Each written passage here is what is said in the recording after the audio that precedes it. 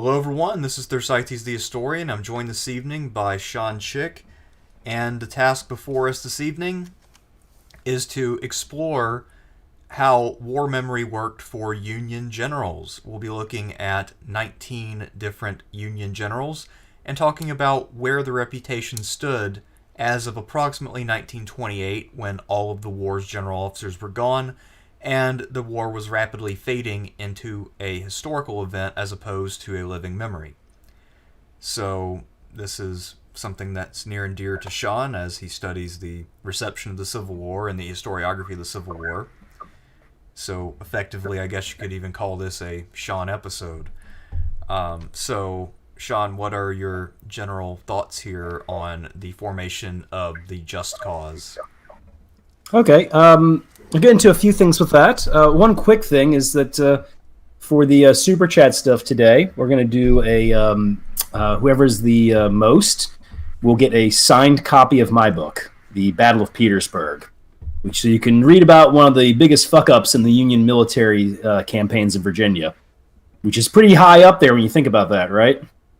Yes, it is. I remember reading your book. I remember one time you said like opportunities. You're like this book is very depressing from the Union point of view. No, the Union. I'm reading that battle about 18 times. Yeah, it's pretty stunning stuff. Right now I'm reading about the Battle of Fredericksburg. Finally, I've known the outline of the battle, but this is the first time I've actually sat down and read like a full-fledged book, and that one's not so much about missed opportunities as it is about pounding your head against a wall. In a literal sense.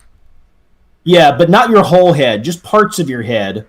So you just your forehead might be fine, but your temples are scarred up and bleeding, But no, the discussion of the Just Cause, which is the shorthand I give to Union war memory.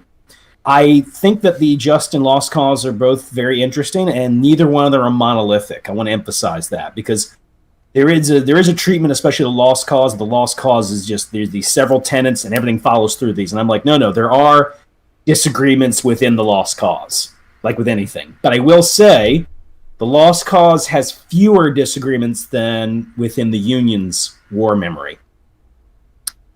The Union war memory's main fault lines in many ways have to do with slavery, and as opposed to the Union.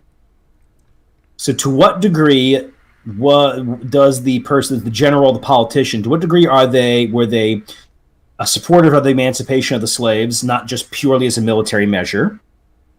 And to what degree they find this war to preserve the Union first and foremost, which should also be seen as an attempt to preserve democracy. Soldiers' letters talk more about the Union and democracy than they do about slavery, especially in the early first few years of the war. All right? That doesn't mean they never talk about slavery. It doesn't mean they like slavery. Far from it. But my contention is that the problem with the Just Cause is that what bound everybody together was the Union, and that was what the war was fought for first and foremost by the North. And that the ending of slavery was a military measure that was cheered on by the abolitionists, of course. But even that was done haltingly and in steps. Anyway, the next tension has to do with how do you treat the South. And in my reading of Union generals' memoirs, they were not as respectful towards the Confederates as you might think. A lot of them talked about Grant very notoriously pretty much shit talks every Confederate general. There's a lot of stuff in there about, these guys are a bunch of dirty traitors, and other ones like, yeah, they're dirty traitors, and they're supporting slavery. There would occasionally be some recognition of valor, of course. But overall, the Union generals' memoirs were not as reconciliationist as you'd think. I run into more reconciliationist rhetoric with soldiers. That's more likely. And not even entirely with them either, of course. But I liked what Dr. Summers said about this. He said, yes, there was reconciliation, but and I agreed with him, he did not like the contention that the South secretly won the Civil War. Or the South lost the war but won the peace. Bullshit. The South's economy was destroyed, and they were out of political power. and they do not get to decide the narrative of how the war is explained. And I do mean that. People think that the memory of the Civil War became the lost cause. I don't think so. What happened with the just cause is the just cause became nationalism. I mean, it's because of the Grand Army of the Republic, the Organization of Veterans, that you have things like the Pledge of Allegiance. That's why you say it in class. It's because of them. And so I believe that the broader narrative of American Union, nationalism, patriotism, and our special destiny, a lot of that is the just cause. But the part of the just cause that would deal more with racial equality was eroded. And that was, I think, inevitable. Because remember, a lot of these Union generals and veterans, I mean, they didn't like slavery, but they were not emancipationists.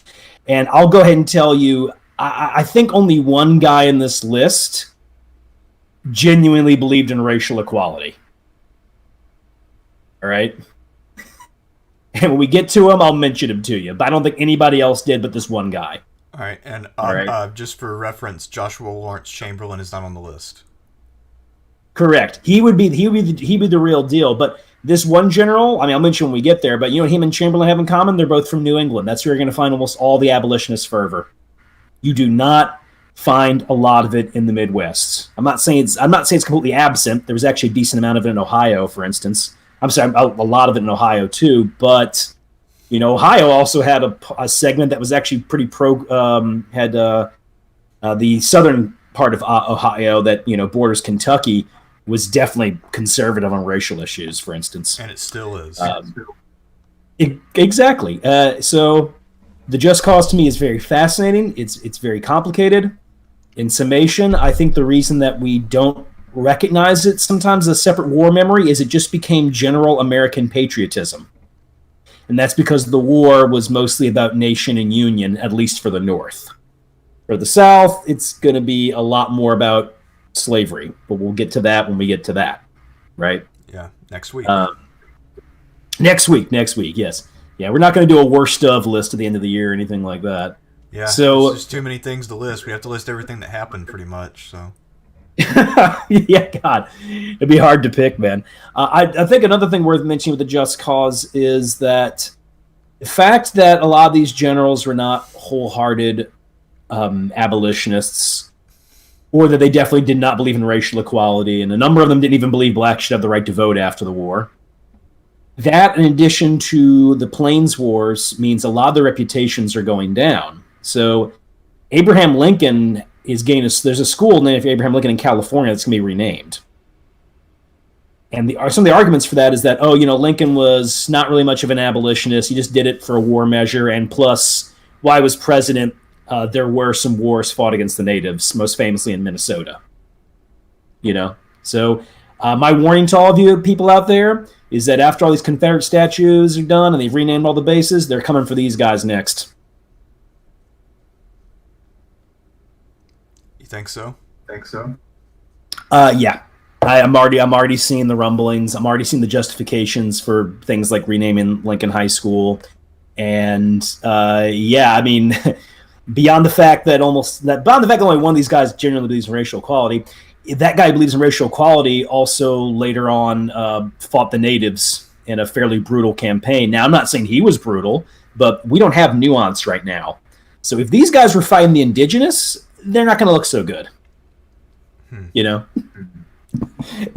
Especially General Sherman and Sheridan, of course, but we're going to be talking about them strictly in relation to the American Civil War. So I will not talk about Mexican War records or War of 1812 in the case of Winfield Scott. It is simply how they are thought of in connection with the Civil War, at least up to about 1928.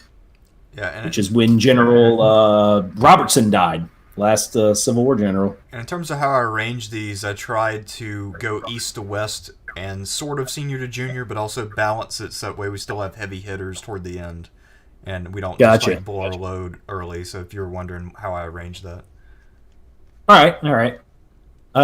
So We're going to start off with Winfield Scott. Do you have any comments for any of these guys as we go on that you want to specifically make? I might have a few comments here or there, but I don't really have any comments on Winfield Scott. I really have no idea how he was remembered in reference to the war.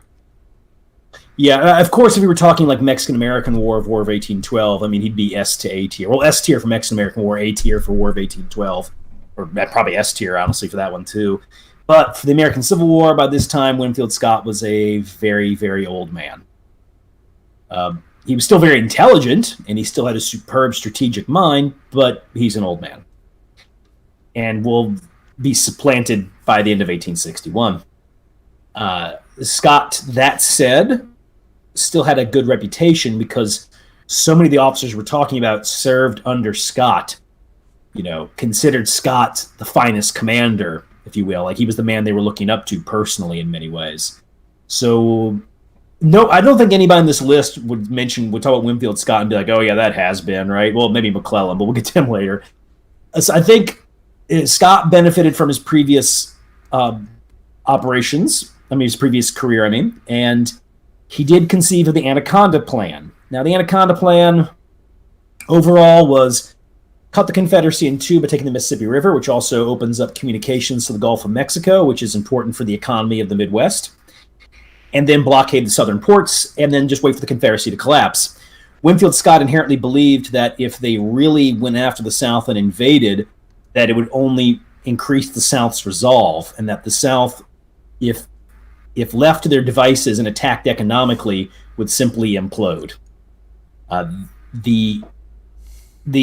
course, taking Mississippi River and doing the blockading is not a brilliant work of strategy necessarily. I mean, it was pretty obvious that was going to be happening. And in many ways, Scott's Anaconda Plan, I think, is falsely called like the Union Blueprint. I mean, of the three main pillars, they only did two of them, really, and those two were pretty much gimmies. I mean, the Mississippi River begs to be taken control of, right? Yeah. Yeah, I mean, it's asking for it, right? And blockading ports, I mean, that's a no-brainer. I mean, that's what everybody does. Like, how many wars do you know where you have naval superiority where you don't blockade their ports? I can't think of any. The British did it briefly in the beginning of the American Revolution. And that's because Admiral Richard Howe really believed in a soft strategy. So the British warships would stop certain supplies from coming in, of course, but for instance, they'd let Americans steal like fish. And they still let some merchants go through. That policy, of course, ended in 1778, essentially. And after that, the British started raiding the coast, which was very effective for them. But anyway, so Winfield Scott, in some ways, his civil reputation might have been a bit overrated. But that said, he had a decent one coming out of the war. I mean, some people would mock it and be like, oh, he was an old fat man. But they were also like, oh, but he was still a strategic genius. And all these men look up to him. So I think he would probably be, I want to say a B or a C in terms of memory in the war. It's tough to say. I'll go with a C. Okay, because I know usually in sort of the general histories of the war, they usually mention that he was too old to command, and his first choice for command of the Army of the Potomac was Robert E. Lee. And then Lee turned him down, and then basically he was just hanging out in his office for the rest of the war, and he did the Anaconda Plan. Yeah. Another option, by the way, was there was also an offer to make Albert Sidney Johnston commander of one of the principal Union armies, possibly what would become the Army of the Potomac. Anyway, that didn't happen. Yeah, well, next up, we have Sean's personal favorite Civil War general, Henry Halleck. Yes.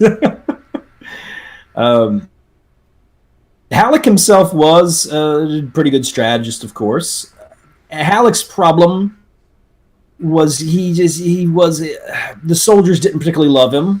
I mean, don't get me wrong, they didn't hate him necessarily. In fact, I'd say after Shiloh, they really liked him because they saw him as this competent hand who was going to, pick up the slack for the incompetent Grant. Because understand, post-Shiloh, Grant's men hate him.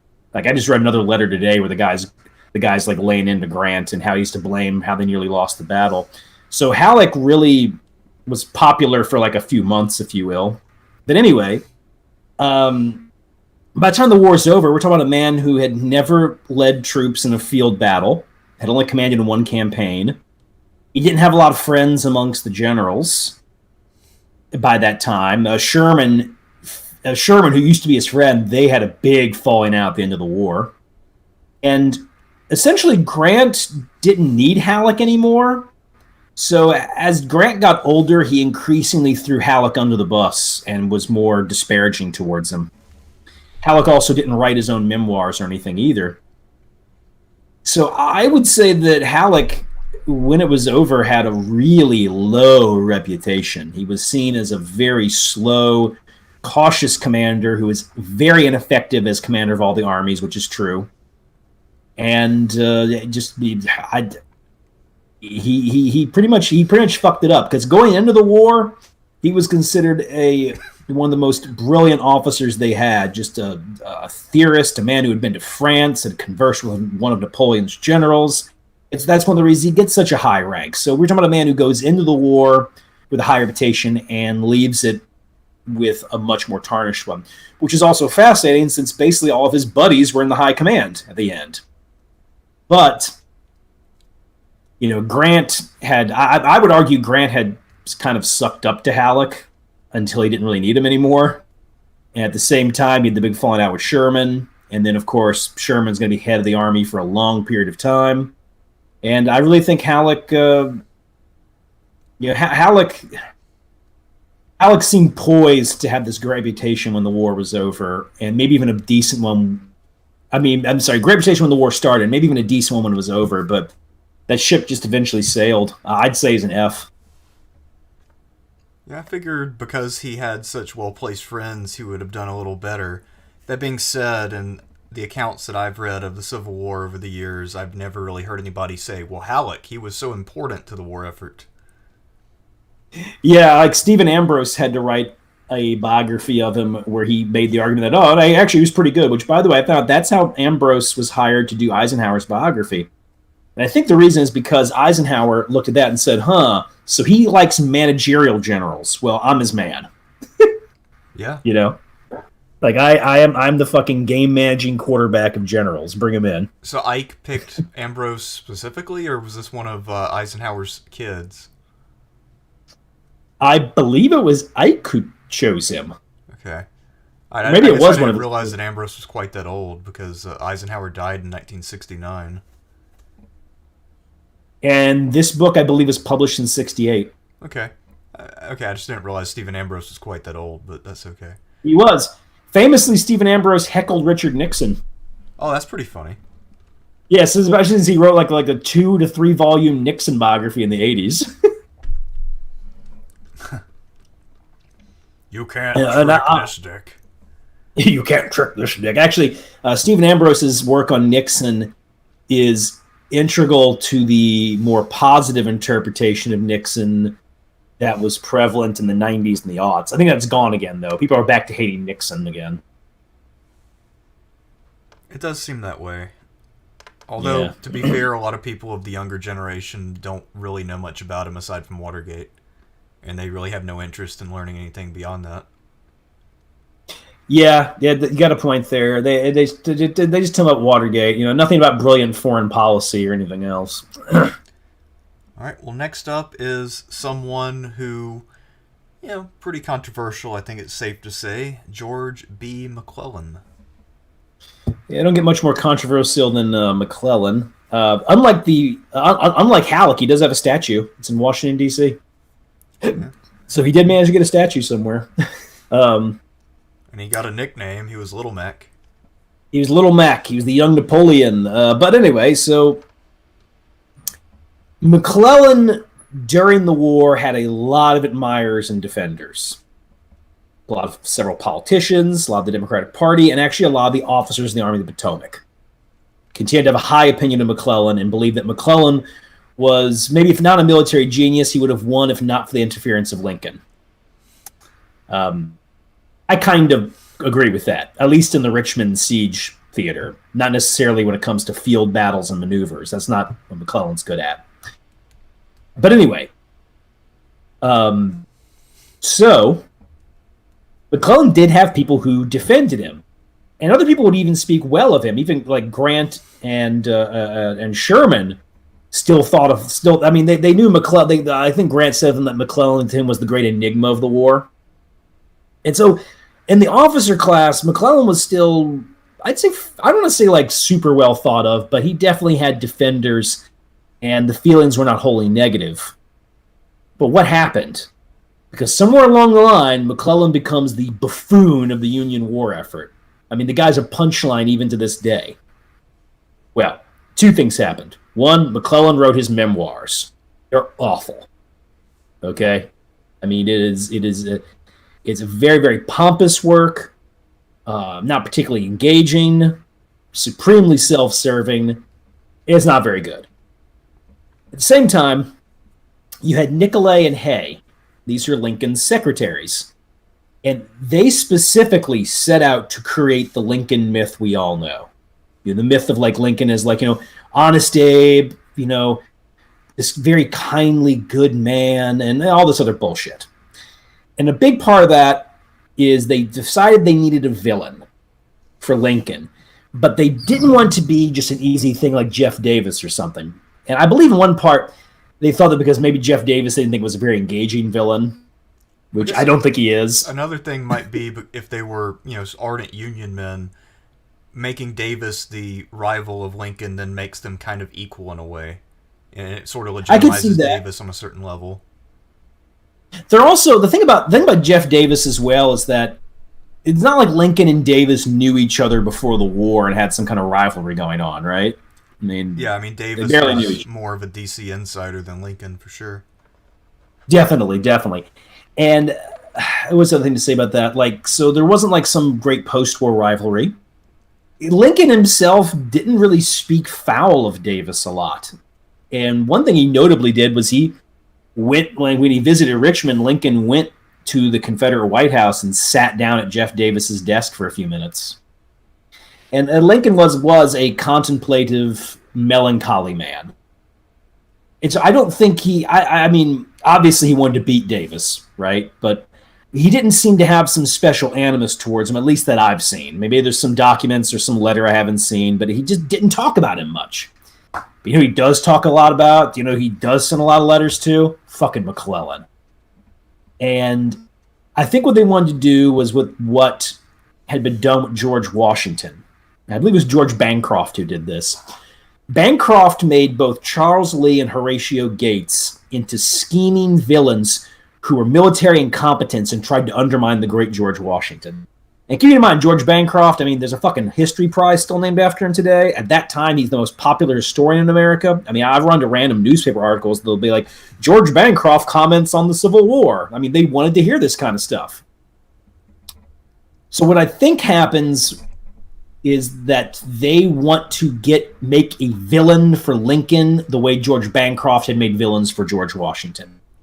No, I'm not thinking that. They specifically said that. So Nicolay and Hay, in their letters, post-Civil War, talk about how we are going to make McClellan the villain of the tale. And that is what they did. And so the reading of the Civil War is that Lincoln had this general who had some great talents, but ultimately he was very slow, he was a very poor tactician, and he had to be forced into action, and he was very rude and mean to Lincoln. And there's some truth in this stuff, but a lot of it's exaggerated. And only now are we starting to get appraisals of McClellan that are honest and fair and not just essentially Lincoln propaganda. That said, that's only been happening recently, and McClellan is still held in some low regard. Hell, one interesting one was there was a Civil War Times article, like it was a front page thing about McClellan and horses. And the reason they made a front page thing was that McClellan, after Antietam, famously told Lincoln, like, I can't move, my horses are exhausted. And Lincoln was like, your horses don't do anything.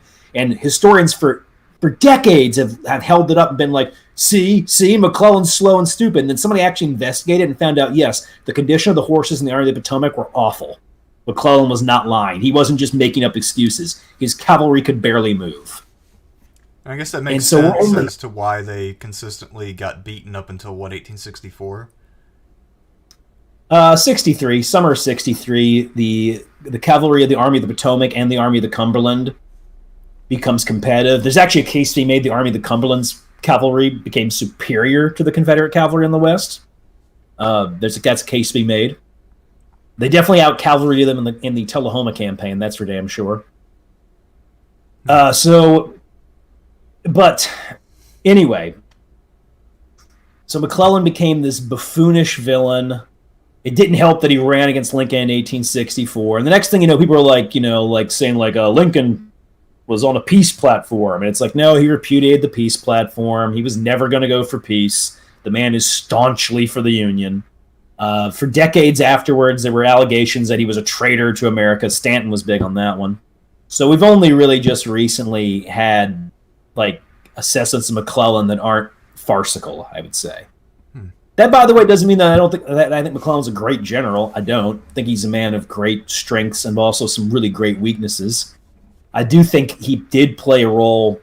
He played an important role in the fights he had with Lincoln, in that McClellan was secretive with his plans, and it was hard to get in the move. But he wanted his things to be precisely made out, So, anyway, I'll have to say that in 1928, McClellan was an F.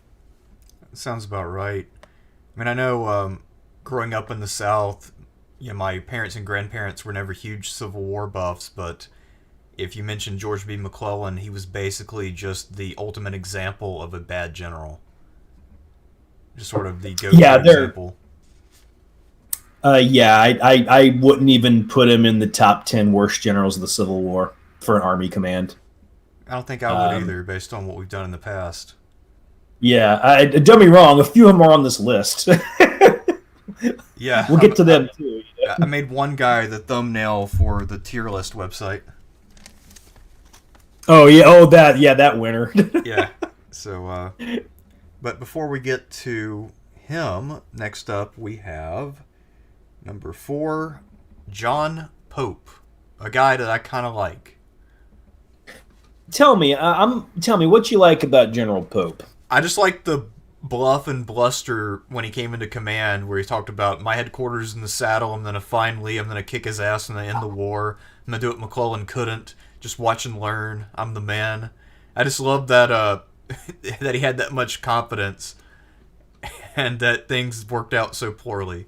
Although, I guess had Longstreet not arrived when he did, it's possible Pope may have been able to eventually overwhelm Jackson, since Jackson was in a pretty tough spot. He may have, although it should also be noted that Pope's attacks on Jackson were very poorly coordinated. But Pope is one of these guys who finds himself in command of an army really fast, right? Like he commands the force, takes New Madrid and Island number 10, but those are more siege operations. And same thing with Corinth. And then wham, bam, he's in charge of a field army. Of course, Pope owed his position to, once again, his friendship with Halleck. He was Halleck's favorite at that time, so when Halleck went west, he brought Pope with him. Pope actually did write his memoirs, which I believe were published posthumously. They're actually pretty good. He's surprisingly not as much of a bitter cuss as you'd think he'd be. But that said, John Pope was held in very, very low regard because he had been so thoroughly defeated at Second Manassas. And it probably didn't help that he spends the rest of the war fighting the natives. He does get a major command at the end of the conflict.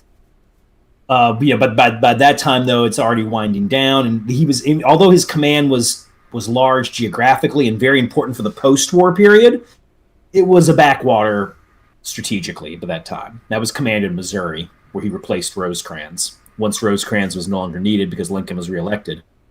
See. So yeah, man, Pope was like the butt of jokes.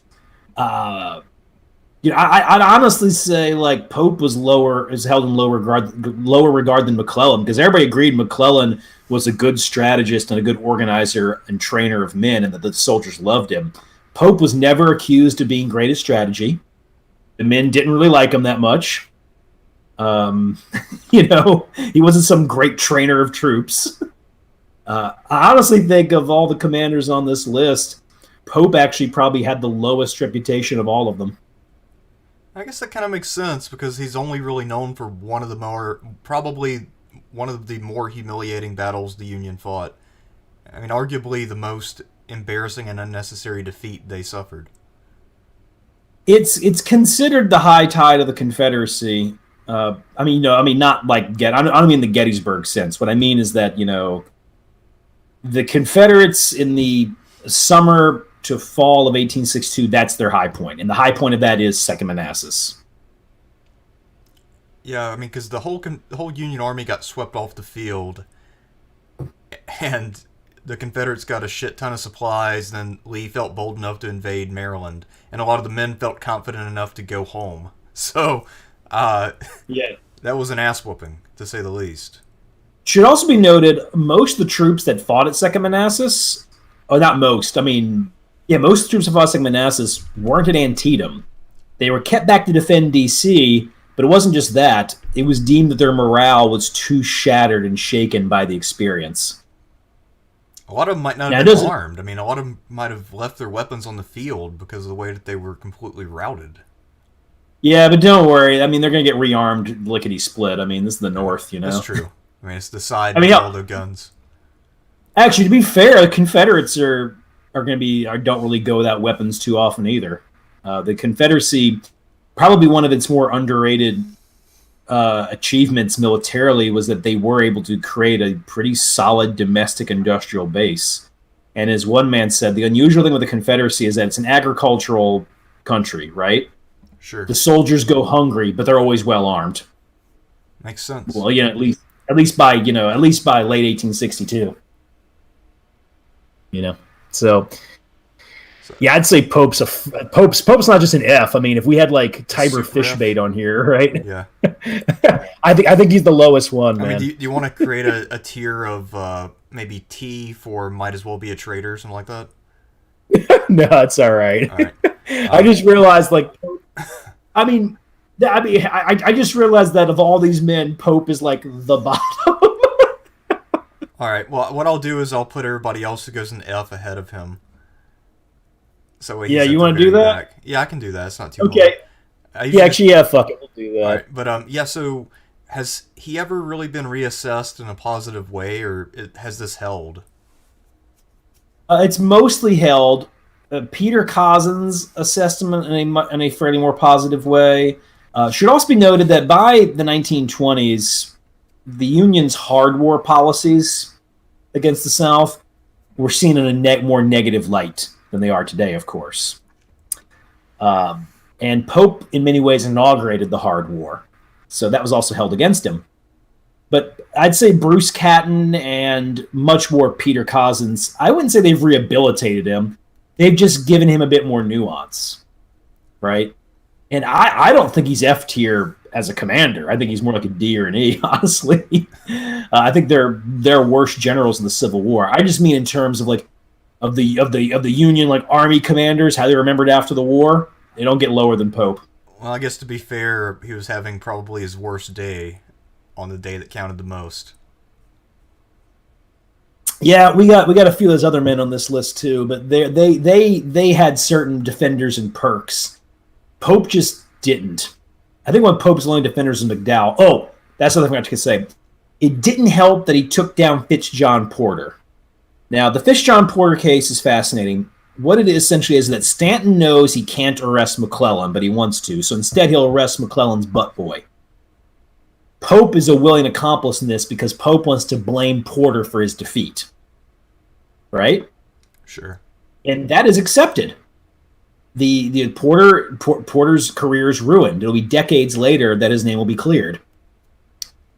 So a lot of the Union Army officers are like, you took this perfectly fine officer, loyal, dutiful, and a pretty good tactician, and you fucking ruined him.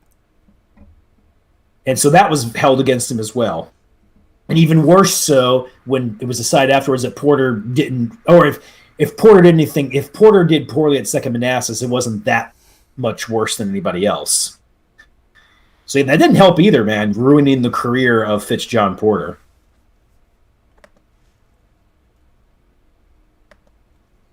Yeah. Yeah. Oh, and of course he fought the war with the Lakota in Minnesota. So there's that one too. Not much glory to be won there, right? I guess not. Next up is Ambrose Burnside. I think he was the first president of the NRA. I Really? think he was. Yeah, I think he was the first president of the NRA. But the NRA back then was more about teaching kids how to shoot straight, because apparently what it was founded by was Union war veterans who were like, we weren't very good at marksmanship in the war. Oh, wow. Yeah, and also, of course, had the nationalistic thing going on. Like Hancock was president of the NRA. I think Sheridan was. I think Grant was either president or at least was a member. He was definitely a member. So yeah, it was one of those kind of post-Civil War patriotic organizations in a lot of ways. But anyway, so General Burnside, of course, is mostly known for the defeat at Fredericksburg. He did have military successes, though, such as Knoxville and the operations against the North Carolina coast. But then he commands a corps in the Army of the Potomac in 1864 and doesn't do very well. The famous. That said, yeah, the most infamous one of all. So, but remember, we're not rating him as a commander. We're rating him in terms of memory. Burnside was not considered like a great general, but people liked him, and he was. He was a genuinely. That's actually a genuinely good, guileless man. This was the kind of person who he said what he meant. And this meant that there were a lot of officers and men who just liked the guy. So he was a likable man, and he was very loyal. And it was also looked as something kind of good that even though he outranked Meade, he still took his orders from Grant for a time. You get my drift. Like he's fighting under the command of his former subordinate, and he didn't complain. And even after removed from the crater, he would simply like send a thing to the War Department being like, I am ready for whatever duty you want to give me. So while of course he was considered like a bad general and a failure, he was also seen as somebody who was just a genuinely good, decent, loyal man. And so he wasn't mocked a lot in history. It's not like Pope or McClellan.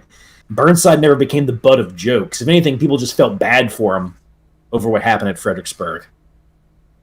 So I don't know. Well, based on that, what do you think? I'm leaning towards D, but what do you think? So I guess the idea is that he was remembered as a bad general, but as someone who was a good guy, gave it his all, did his best, and wanted to build a better world. That sounds kind of like a D.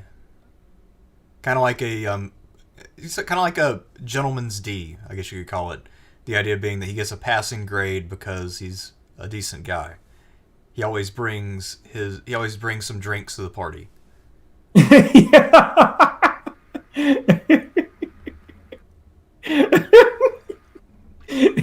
But what kind of drinks does he bring? Probably the good stuff. I mean, he probably brings some decent whiskey that you can use as a mixer, and he doesn't get mad if you waste it as a mixer. So he's not bringing Schlitz?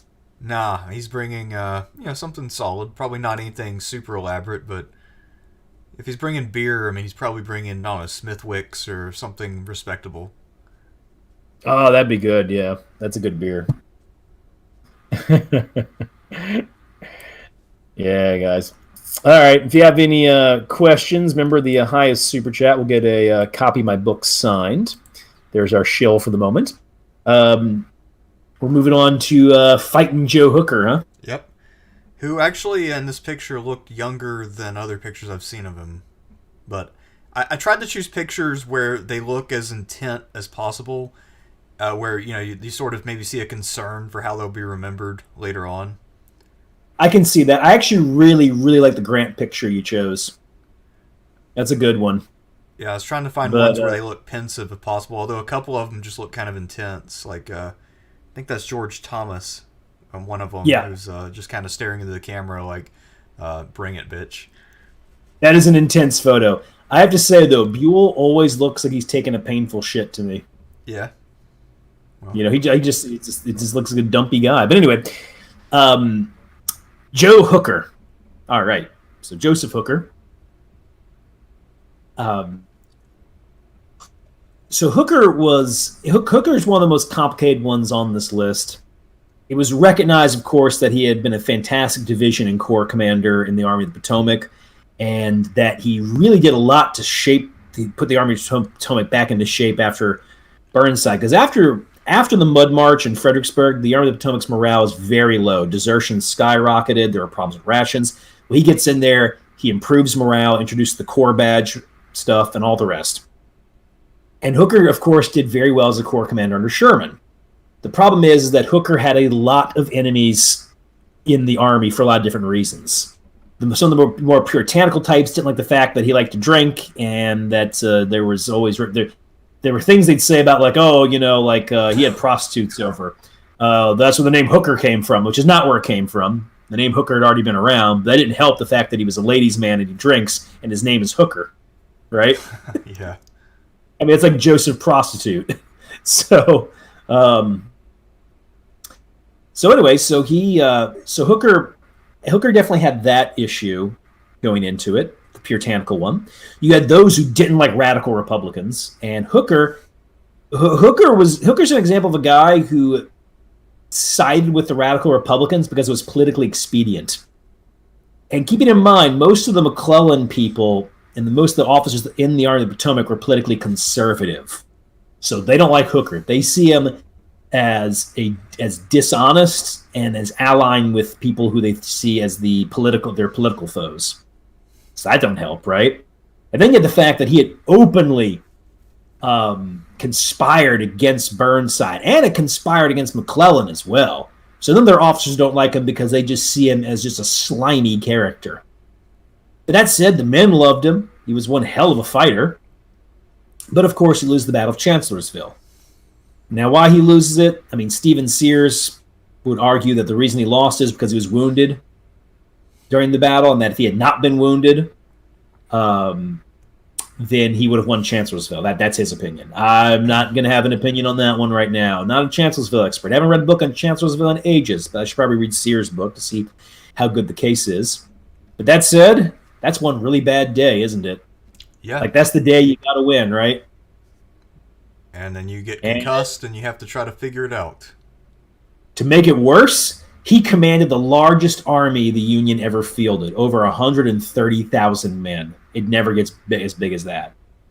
I mean, the Army of the Potomac was usually anywhere from 100 to 120,000 men. But yeah, the biggest the Army ever is under his command, and he loses. And not only that, he loses against a Lee who doesn't even have his full army with him. Like, two of his divisions are off near Richmond. That would be Hood and Pickett. So he's fighting a depleted Lee with the strongest army the Union ever fields. None of this ever looks good for Hooker. That said, Hooker did have his share of defenders. He, of course, was he had his share of defenders. He had a very good reputation otherwise. The soldiers liked him. They remembered him well. So Hooker was made the butt of some jokes, but not nearly as bad as a pope. He had defenders and he had admirers for sure.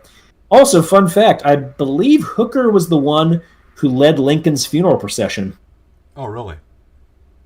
He happened to be in the area, and he and Lincoln got along. Like they exchanged letters, and sorry, what I'm saying is they exchanged letters. Lincoln liked Hooker. Hooker really liked Lincoln. Actually admired him in many ways. I'd honestly say of all the commanders of the Army of the Potomac, he was probably the one who had the best personal relationship with Lincoln. And by the way, I'm not including Grant, because Grant never commands the Army of the Potomac. Meade does. Fair enough. But even the case of Grant and Lincoln, their relationship was good. It was good, but I'd say there was actually some genuine warmth between Hooker and Lincoln, interestingly enough. So I don't know. This is of all the men on this list, he is one of the hardest to rate in terms of how he's remembered after the war. It wouldn't be on the positive side, but I can't debate if he was held in the same regard as Burnside, better or worse. It's really difficult. What do you think? I mean, he sounds like he might actually be a step below Burnside. I mean, I'm sort of feeling an E based on what you've been talking about.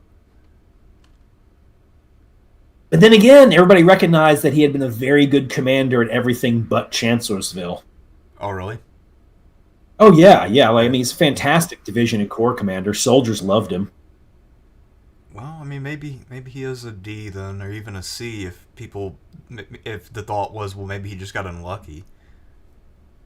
The thought was, but the thing about the unlucky thing is that we could say that he got wounded, but they did blame him for Chancellorsville.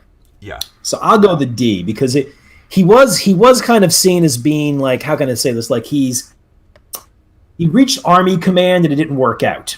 He's almost like John Bell Hood if John Bell Hood only fought one battle as an Army commander. Because of course everybody recognized that Hood was great at everything else until he became an Army commander, right? You know? Yeah, I would say so. I've never heard anybody try to say that Hood was bad as a brigade or division guy. Yeah, it's fucking stupid statement, you know? I wish somebody would try to write that just to try to prove that he sucked at everything, just to make the totalizing argument that Hood sucks. I ran into that with the Shiloh stuff with General William B. Hazen, who's one of my favorite Union generals. And some guys didn't like him, and he was the kind of guy who got in a lot of trouble, especially after the war, because if he didn't like somebody or he thought they were doing something fucked up, he'd mention it, right? Yeah.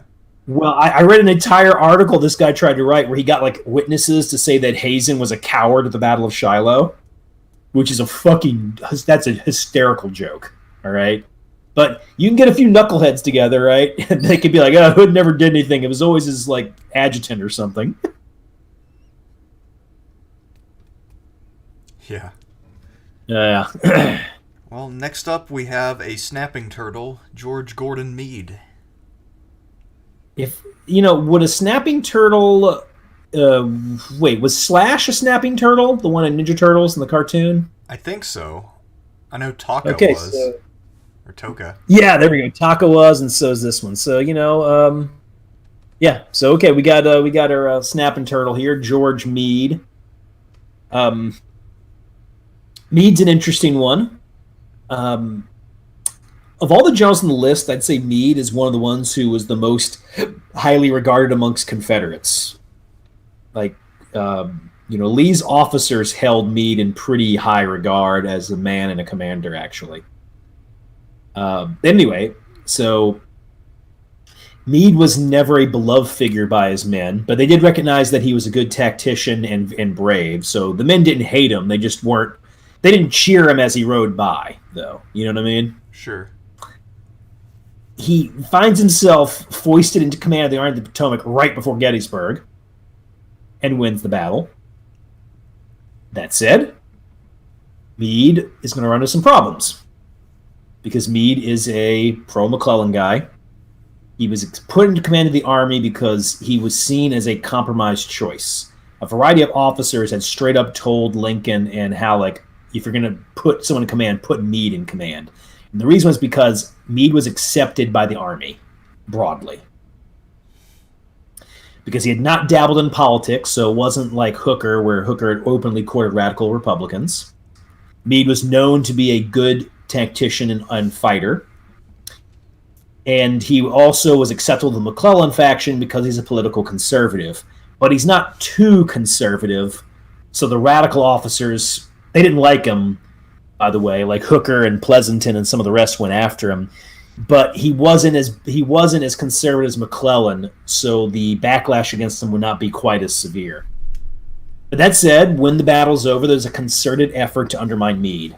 Some of the officers, like Hooker, who wants his command back, or Pleasanton, who wants to actually have command of the Army, they intrigued against Meade. It's sort of like the Gettysburg Commission, where they tried to say Meade wanted to retreat. The fact that Meade didn't attack Lee at Falling Waters, when Lee was trying to cross the Potomac, meant that Lincoln believed that Meade held it in his hands to win the entire war and lost it. And so instead of trusting Meade, who said, hey, that attack wasn't going to work, the Confederates were very, very well entrenched in a strong defensive position. I was not going to be able to carry that. In addition to the fact that the Army of the Potomac was in awful shape. I mean, 3 corps commanders were killed or wounded at Gettysburg. That's more than any other battle. Yeah, and I mean, So, that includes Reynolds and Hancock, who were two of the better ones. oh yeah, what do you know? The two men Meade trusts most. I mean, he doesn't fucking trust Howard or Slocum, right? Yeah. Is it true So, that Slocum, that people said that he was slow to come? yes, that was his nickname, was Slocum. Oh, that's funny. Yeah. So anyway, so it was ridiculous. It was ridiculous. I'm going to read a book on the thing to get to more of the meats of it, but the consensus amongst a lot of historians is that any attack Meade made probably would have been like mass butchery. But Halleck and Lincoln, instead of trusting Meade, who says, "Hey guys, that wasn't going to work out," they go, "What an idiot," and they undermine him for the rest of his command. It doesn't help also that Meade, like Lincoln will be like, "I want you to go fight Lee," and then Meade straight up tells him, he's like, if Lee doesn't want to fight me, he doesn't have to. Right? This isn't, you don't have fucking panzers where you can like race ahead to the battlefield and pin someone down. If you're chasing somebody with infantry, all their infantry have to do is run or just retreat.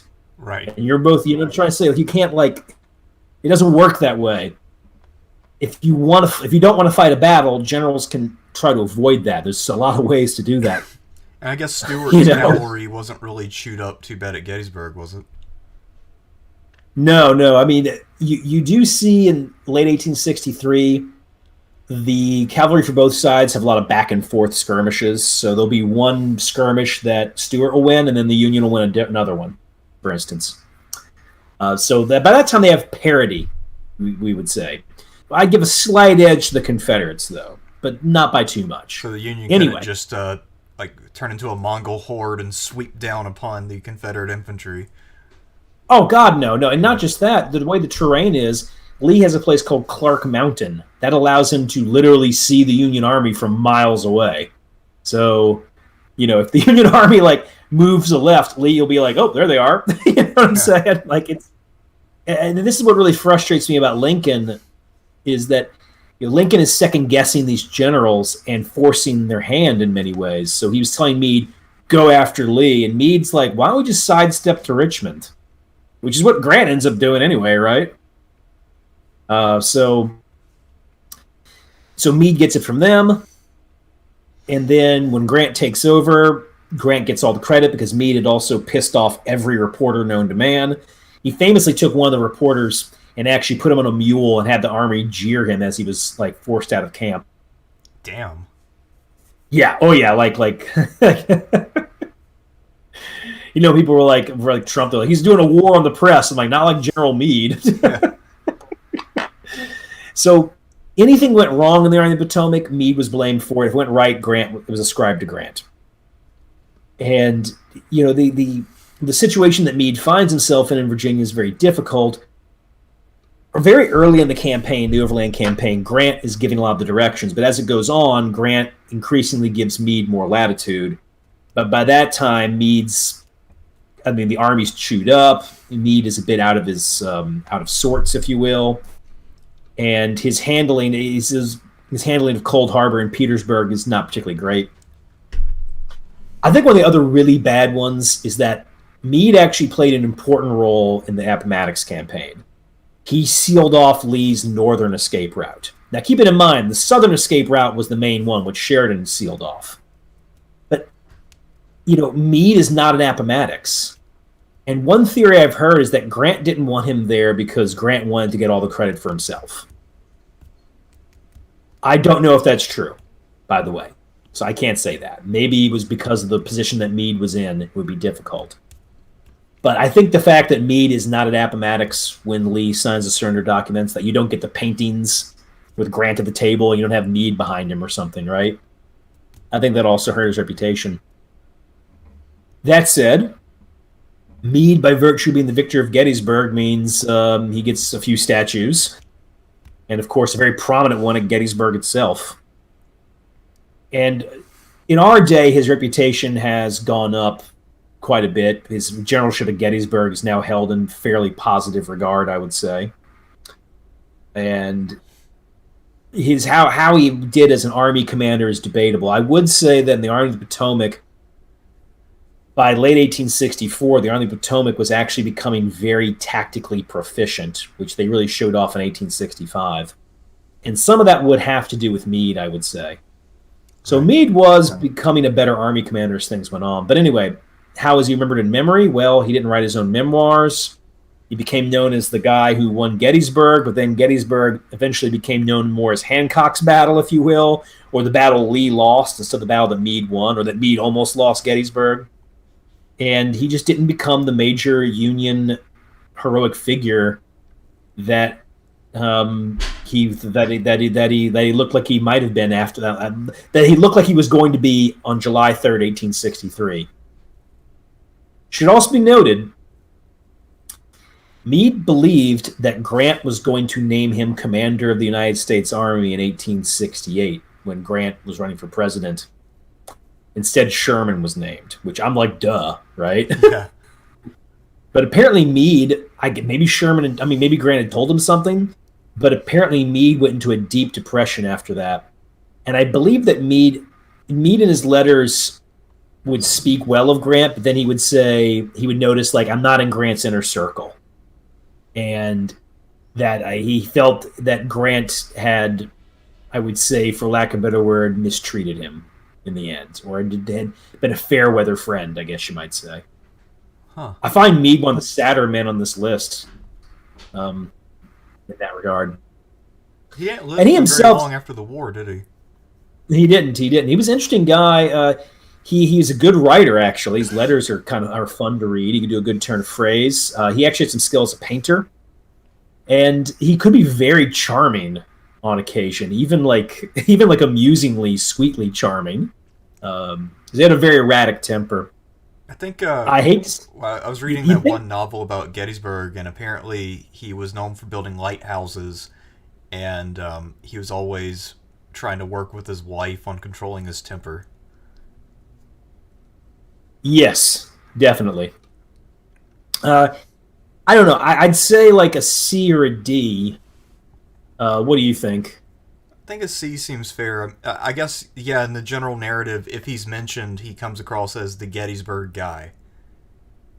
Yeah. And so if you're in a middle school or high school textbook, say, for instance, he might be mentioned briefly at Gettysburg, and they're not going to mention that Grant retained him with the Army of the Potomac. They'll just mention Grant went east.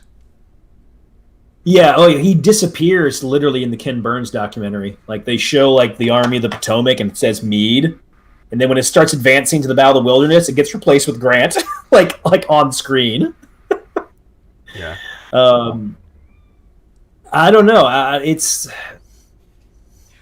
still, I mean, judging by how it looked in the 1920s, Meade was almost completely erased from his accomplishments. One thing he was known for was good. I'm actually going with D. Okay, well, we'll bump him down. He's better thought of right now, but at that time, he was like the man who had it was like he'd been erased in some ways, which is really unfortunate. That's a pretty shitty treatment for Meade. Yeah. This next one's not complicated at all. No, I think I already know where this one's going. I'll just go ahead and rank him. I already know. No, you don't know, man. You don't know, because we have to see how they looked in 1920s. Oh, well, I mean, Grant's true.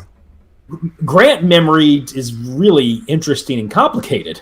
You know. Oh, I was thinking of today. Never mind. But yeah. Yeah, no, I'm not. No, remember, we're going to 1928. If we're thinking like today, I mean, when we use the Confederates, what is it? Just a bunch of E's and F's, right? Yeah. Because it's not just a generalship; it's how they personally were thought of. Right. And anyway, so Grant, after the war, but especially after his death, was held up as a big hero, and he gets that giant tomb, Grant's tomb. It also helped with the memoirs. The memoirs were big sellers. It helped that Grant was a pretty good writer and very, very, very clear. Like, he doesn't have like great flair as a writer, but it's like a good dry account, if you will. And of course, you know, by the virtue that his gang, if you will, essentially controlled the U.S. Army after the war, all the narratives about him were mostly positive after the conflict. Now, of course, in the South, they disparage Grant all the time as a butcher and a mindless idiot and a drunkard, none of which is true. Yeah, sure, Grant wasn't the greatest tactician of all time, and he did like to drink, but he wasn't drunk all the time, and the guy wins a number of battles, so there you go. But anyway, very soon after World War One, Grant, as soon as the veterans died off, Grant just kind of starts to fade away in many ways. Like he's still in the $50 bill. He still gets to be on some stamps. People still say, yeah, he took Vicksburg. But he was kind of thought of as only an above-average commander by that time. And he was mostly remembered as the president with a bunch of scandals. And it didn't help that at the same time, you had the high tide of Jim Crow. And so the view of Grant is also that, he tried to do the whole Reconstruction thing and it failed. So in many ways, it makes a lot of sense that Grant's reputation by the 20s, 30s was as low as it was, because on the one hand, this is a very, on the one hand, Reconstruction's racial attempts were seen as just a complete failure and something that should never have even been tried. I think it was called the Tragic Era by one historian. At the same time, those on the left were like, Grant is the corrupt plutocrat president, the corporate president, the first corporate president. Which is true. Although some might say Lincoln now, but I don't think so quite as much. But anyway, so Grant's reputation, he's still on money and stamps, and people are still like, he's a pretty good general, but he had this. He was not I don't think he was as well thought of at that time. There wasn't a rush of Grant love. There was very few biographies written of him, and what was written about him wasn't always the most flattering stuff. You started to get, by the 50s and 60s, more positive portrayal of Grant from Lloyd Lewis and then particularly Bruce Catton, but that comes later, And now Grant, of course, I'd probably say Grant's reputation hasn't been this high since his first term, like today, but I don't think it's going to last very long. Yeah, that's interesting, because I knew that his reputation's gone up since probably the last, 30 years. But I thought it was always rather high. I'd say this reputation was mixed by the 1920s. By that time, Grant's tomb was barely visited, for instance. I don't know how it is today, but when I went, there was barely anybody there, and that was about 2016 when I went there. There's barely anybody there. Well, it's a bit out of the way. Like, it's not on a major subway line in New York. And then when you get off the line, you got to walk like a few blocks to get there. And it's not like in a tourist area or anything. It's near the university, and that's pretty much it.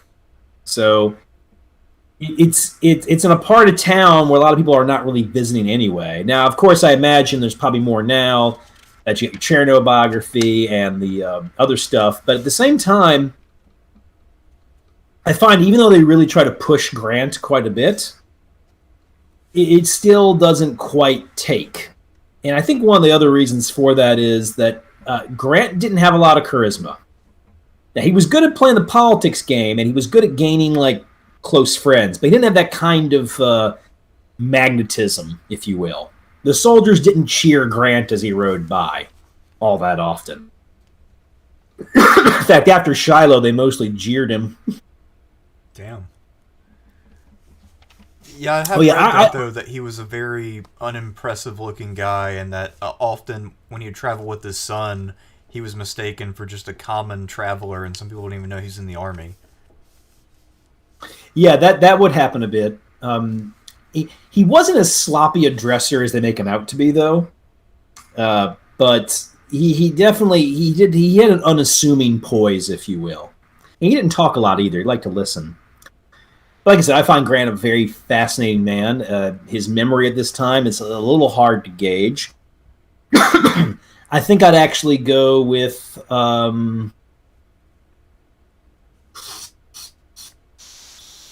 it's either a B or C. I'll go with a B. he was still thought of as a successful general, and he definitely still had fans. But I will say the low point of Grant's reputation is roughly from 1920 to, I'd say, 1960. Huh. Maybe even 1970. That's interesting. All right, I didn't realize that. I figured, though, given that it was the 20s and that corruption was something that people were talking about, the fact that Grant had been very corrupt might work against him pretty hard. It did. It really worked against him. But now that the Democratic Party is no longer a working class party, but a party of the professional managerial class, the fact that Grant's corrupt just seems like, who cares? Yeah, I guess that's Whereas true. when the Democratic Party was overtly a working class party in the Great Depression era, Grant was considered a villain. Once again, he is the first corporate president.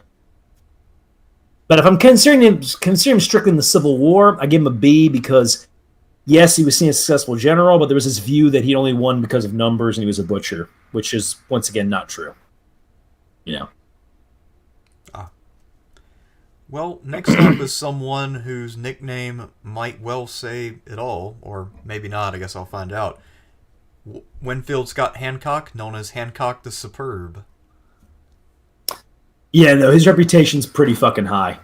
It's probably never been bad, honestly. I remember we're talking the Gilded Age list of the failed presidential candidates. We were like, yeah, I mean, they did go after Hancock, but the attacks kind of deflected off of him because everybody's like, yeah, he's a war hero. And you said that even in the South, he was also respected. Yeah, the attempts they made to disparage Hancock's war record in the 1880 election, it was like watching the Terminator. When they're trying to shoot Schwarzenegger and the bullets just don't work. That's what it was. Because obviously this man's a Terminator. So Hancock, sadly, we don't have his letters. I believe his letters were burned by his wife, but she did write her own memoirs of him. And these memoirs were very popular. Hancock himself was probably one of the few people to lose the presidency who everybody was still liked him afterwards anyway. He was well liked in the South because he was a political conservative, McClellan man who opposed Reconstruction. Now, this meant that he was not wholly trusted. Of course, the radical Republicans didn't like him that much, but they couldn't hate him too much because he has a stellar fighting reputation. That's something to keep in mind, too. I mean, Hancock got high marks from, almost every commander. Mead, McClellan, Grant. I believe Grant called him the best corps commander of the Civil War in his memoirs. Damn. Now, all this Hancock love fails to point out that Hancock did have some flaws. His staff work wasn't that great. He actually wasn't very good at understanding terrain. And what's the other one I would say? He also did have one hell of a temper on him. So he did make some enemies amongst his subordinates. His superiors always liked him, but sometimes his subordinates didn't like him because he would just simply lash out at them. So Hancock, while he's not getting onto postage stamps too much, in fact, not into the 90s. He got a stamp. They put him a stamp in the 90s, but while he's not on a bunch of postage stamps or coins, and he does have statues, and whenever he's mentioned in that post-Civil War literature, it's always in glowing terms. And the people in the South liked him too, and also thought he was a magnificent commander. I don't want to go S tier because he wasn't seen as the savior of the North necessarily, but his reputation was pretty fucking high. I'd go with an A. That makes sense. I think, is it safe to say that of all the guys we talked about so far, that at this time he might have been the most overrated? No, I don't know about that necessarily. I mean, maybe a bit. I mean, hell, by the 1920s, people were saying that Hancock won Gettysburg, not Meade.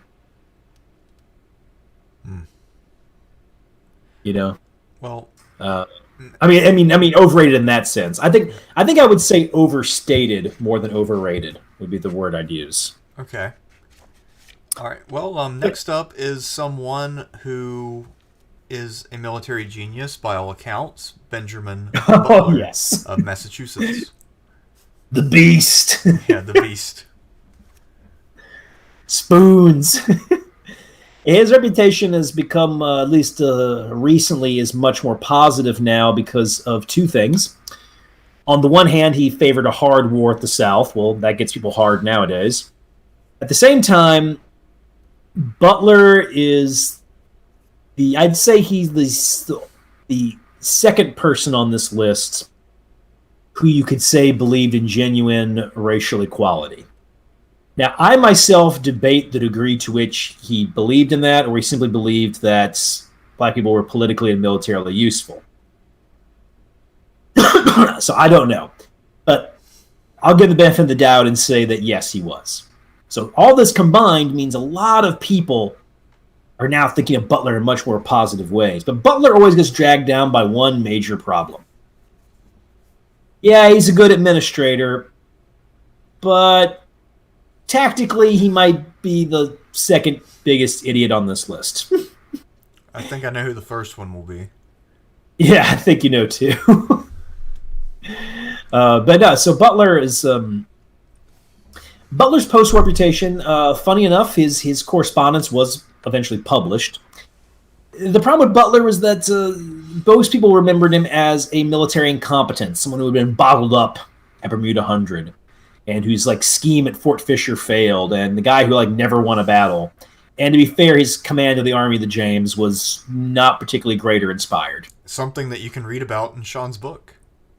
Yes, indeed you can. And the upcoming book next year, Grant's Left Hook, where there's lots of Butler in there for all you Ben Butler fans out there.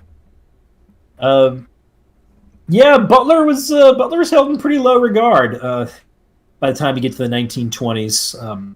He hadn't really won any battles. His political advocacy of civil rights was not popular at that time. Oh, Butler also politically was in many ways ahead of his time, too, by the way. He was a supporter of workers' rights, an early supporter of women's suffrage. But that said, he was like shamelessly corrupt, which once again people don't care about anymore right now. Like I don't know. I feel like political corruption is now seen as like some dog whistle when you talk with these guys. Like, but Butler was corrupt. It's like, who cares? He was for all the good things in life. But I'm like, yeah, but you know, being corrupt means he did some fucked up shit too. But anyway, so okay, Butler. The thing about Butler is that his military, all this stuff combined, I believe, means that Butler had a pretty low reputation after the war. He is the butt of many jokes. I'd go with an E. Oh. What's interesting, though, I guess, is because I think he lived for 30 years beyond the war. I mean, if you look at his face, he lived 30 years longer somehow. But anyway, yeah, I think he got elected governor, right? Or senator or something out of Massachusetts in the 1880s. Yeah, he was he was in and out of Massachusetts politics the entire time. He was he was in the Senate. Or was it the Senate or the House? He was in Congress after the war. Yes, I mean, I guess he wasn't, whatever the perception of his failure was, he didn't really suffer from it in his own lifetime. Yeah. But yeah, no, Butler, a lot of people really love him. The guy in Chapo Trap House likes Butler. Also, wasn't he a very charming guy, even though, I mean, he looks like he wouldn't be, but from what little I've read about him, apparently he was pretty damn charismatic. He was pretty charismatic. He was intelligent, well-spoken, and a good conversationalist. His letters are fun to read. He actually had he also benefited from his wife. His wife was an actress. She herself was attractive and charming and intelligent. Her letters are also nice to read. So Butler did have his charms, if you will. Should also be noted that I've seen some pictures of Butler where he doesn't look that bad. Oh. And I feel like this picture, they caught him at his absolute fucking worst. Yeah, it slept in a few days and something like that. Like I've seen a picture of Butler where you're like, he doesn't look that bad. Oh, maybe that's see this one. accurate, I'm not saying it looks. Look, I'm not saying it looks great. I'm just saying I've seen one where he didn't look too bad, and you see this one, you're like, ooh, wow. Yeah, I mean, there's a lot of like loose skin and stuff going on here. There's he doesn't look like a guy who's got 30 years left in the tank. So that's why I've always found that surprising, because you look at his picture and then it says he lives for 30 more years. And I saw the other pictures when he was older, and he didn't even look worse than this. He still looked basically the same. Yeah. So, When you got those guys like that, they it's like they age prematurely and they just stay that way the rest of their life, you know? Yeah, I guess that does happen. Although with some of them, you look at their later pictures and they do look much, much worse. Like Longstreet's older pictures. Oh, yeah. But anyhow, so next up we have a man who liked to be known as the Christian General, Oliver Otis Howard. Yeah, his nickname was Old Prayer Book. How you like that? Ooh, that's lame. That's bad. Yeah. Well, Howard's lame. All right. I mean, Howard is an abolitionist. He is the only man on this list, so I unequivocally say supports racial equality. Unequivocally. Like, Butler, I've got some reservations, but ultimately I think he did. But Howard, genuine man. Howard's a bit complicated. He had lost an arm at Seven Pines. So very brave man. But his command 11th Corps at both Gettysburg and Chancellorsville is absolute shit. And he's considered the man, like Hooker blamed him for Chancellorsville, in many ways understandably.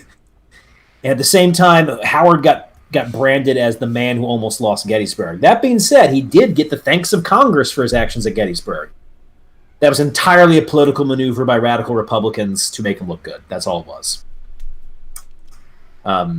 So he got shipped out west, and Grant, but especially Sherman, liked him, which is very odd because him and Sherman didn't have a lot in common. I mean, Sherman was like a big talker. Sherman was a religious skeptic. But Sherman just took a liking to the guy, and Howard the same way. Which is interesting because, once again, Sherman, if I had to pick, I mean, like, Sherman's one of the generals on this list who I wouldn't say believes the least in racial equality, but he's in the starting lineup, let's say, right? Sure. And he's getting along with Howard, who's the outright abolitionist. This is definitely the fucking odd couple. This is some Jack Lemmon, Walter Matthau stuff. All right. Well, I guess Sherman did like a little bit of disagreement. I mean, he seems like a guy who would like a little bit of conflict and pushback. Ooh, I don't know about that. I mean, maybe just in personal conversation, not with his orders, but if they're just shooting the shit in the tent, maybe he likes a little bit of pushback. Either that, or Howard can't give him pushback, so he's just fucking with him. I think there might be a little more of that going on. I think that Howard was pliable, and also there's a contention that a few historians have made that Howard knew his reputation was in the shitter, but he also knew Grant and Sherman were doing great, so he, buttered him up. At the same time, the thinking is that Grant and Sherman were like, hey, this guy will stay loyal to us, because if we ditch him, he's got no friends. Because in the Army of Potomac, they do not like him.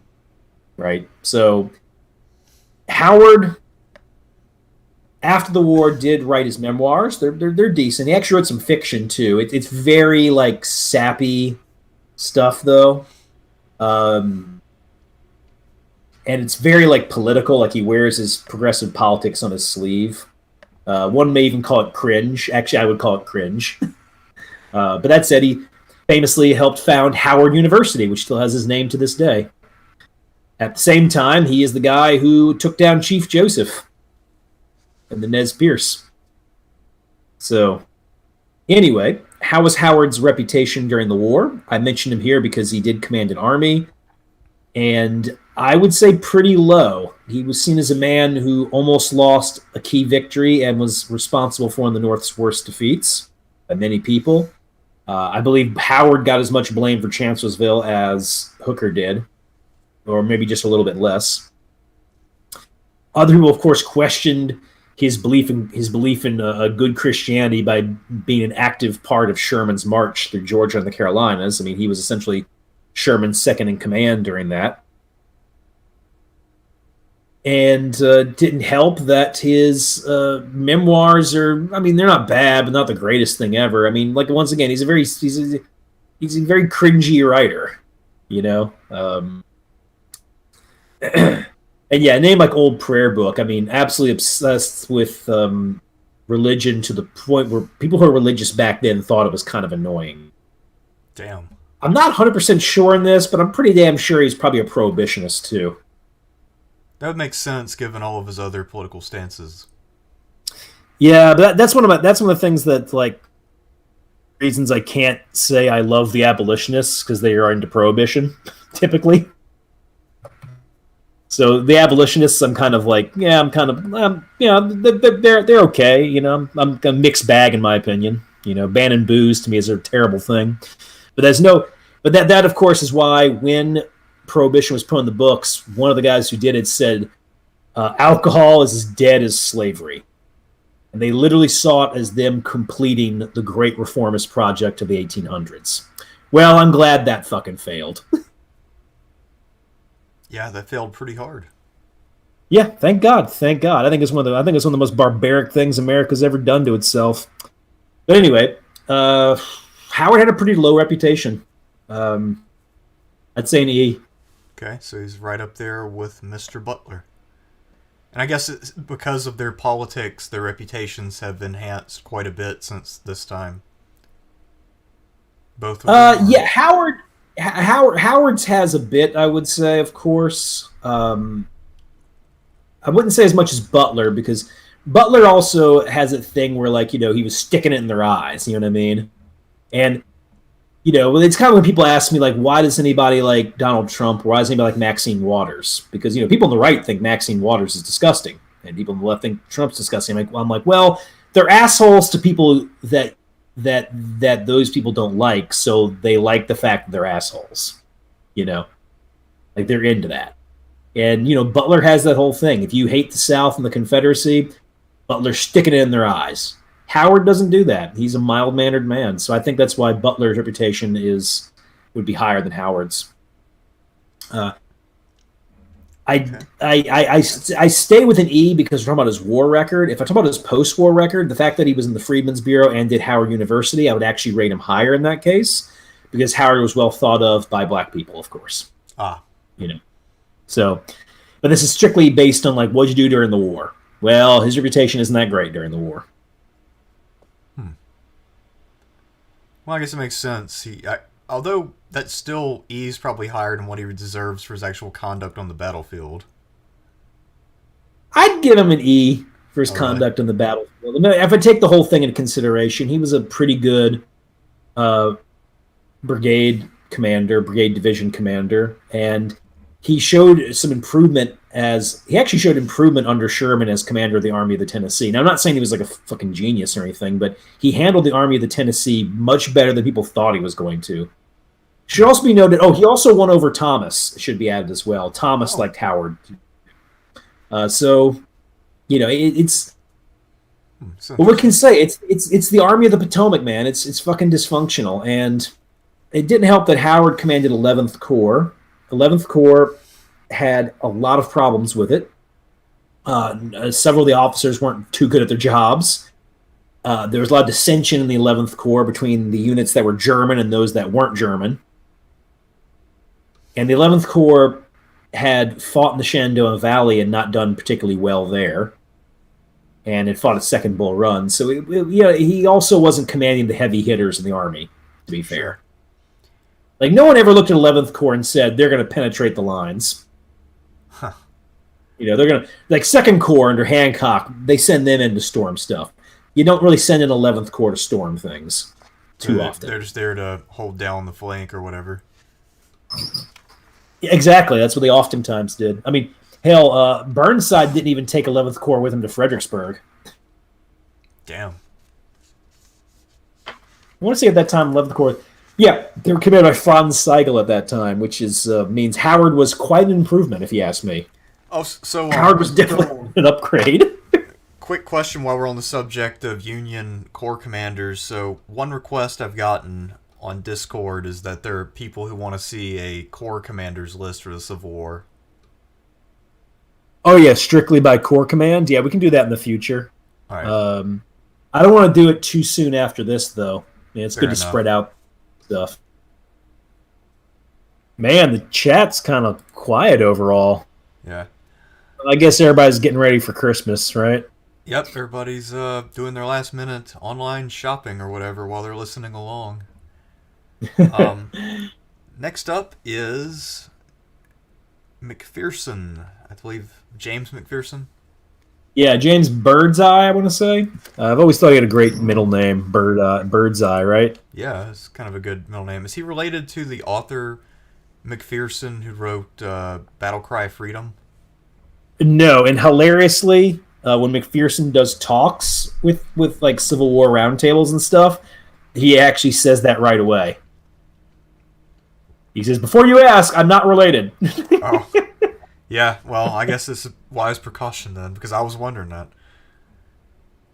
Yeah. He kind of looks a little bit in this picture. He reminds me just a touch of Colm Meaney, Who's that? the guy who plays Chief O'Brien.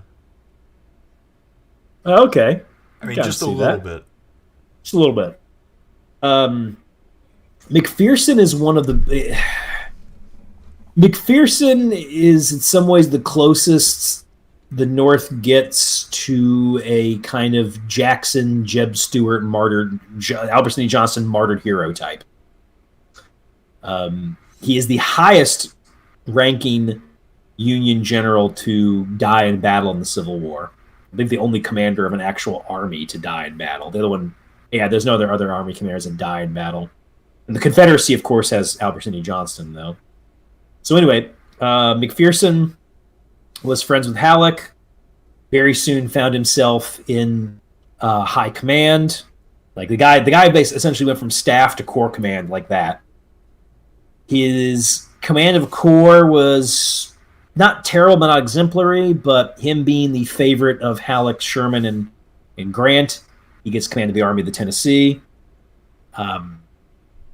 He did okay. He screwed up the movement in Snake Creek Gap, and so he didn't take Resaca when he could have, which would have been a major coup.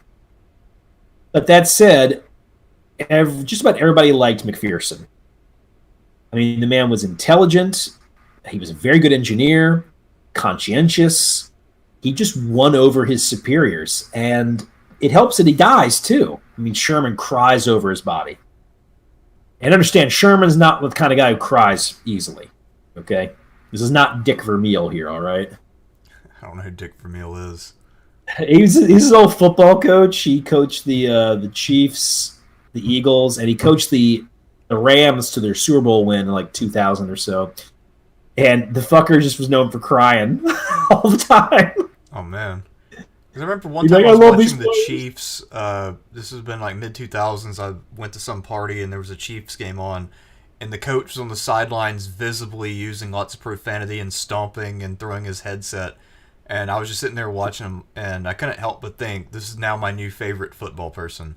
But I have no idea what the guy's name was. So I remember one time they had Bill Cowher, the old Steelers coach.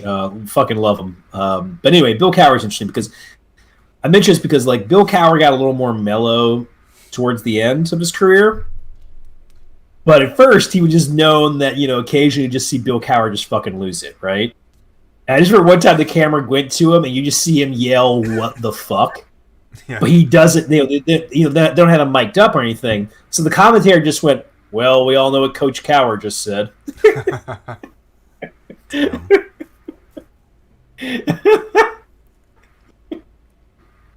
Oh, yeah, man. So McPherson, I think, was probably the most overrated man on this list in terms of memory. And he was just simply beloved because it helps when you die young, right? I mean, helps out rock musicians, doesn't it? Yeah. Or, Bruce Lee or Mozart or all the rest. So then you have to give them the benefit of the doubt when you try to figure out what else they would have accomplished. Yeah. So Mcpherson was held in very high regard. There's actually an entire thesis, or it's a dissertation somebody wrote on the memory of Mcpherson and how the Union essentially crafted this man into like a heroic knight errant, if you will, who died at the Battle of Atlanta, which is also like the battle that, was the decisive or the most important battle of the Atlanta campaign, which is the one that secured Lincoln's election, and Mcpherson died in the fighting. So he's a martyred hero whose military abilities are way overrated, but essentially everybody just sang his praises from beginning to end. I'm not going to go S tier just because he wasn't called like savior of the Union, but I go A for sure. Okay. And to be honest, his reputation, while it's taken some hits lately because people have been more critical of his military command, it's still high. Yeah. I mean, I've never read anything negative about him. Then again, I've only read one, I think, book about Sherman's March to the Sea, and in that one, Mcpherson is portrayed very positively. I want to say also, wasn't there something about how Hood learned about the death of Mcpherson and sent his condolences, and he also was very sad about it because they had been West Point classmates? Yes, they had been classmates, and I don't know if I'd say friends necessarily, but definitely friendly. So yeah, I mean that's the thing to keep in mind. People just really liked Mcpherson, and they really liked him not in the way that he had like good he could tell like some good fart jokes, or he always had champagne and food on hand, which is William F. Spalding Smith always had like fine food and champagne on hand. It wasn't like that. They just liked him in that way that people like someone who is considered a good stand-up, intelligent man. They're just very impressed with the guy. So yeah, he's easily one of the most beloved Union commanders of the war. Well, now for somebody who is probably more interesting but a little less beloved, William Rosecrans. This one's really complicated. The biography of him, by the way, is perfectly titled "The Edge of Glory." So Rosecrans, very early in the war, got a good reputation for what he did in West Virginia. But then, I would say in the autumn, in the winter, winter of '62, spring of '63, he is the Union's premier war hero. He's the one they're looking to win the war because he has won the battles of Corinth and Stone's River, which are the only two clear-cut, unequivocal Union victories of that period. Everything else is like fucking Fredericksburg or Grant's failed attempts at Vicksburg.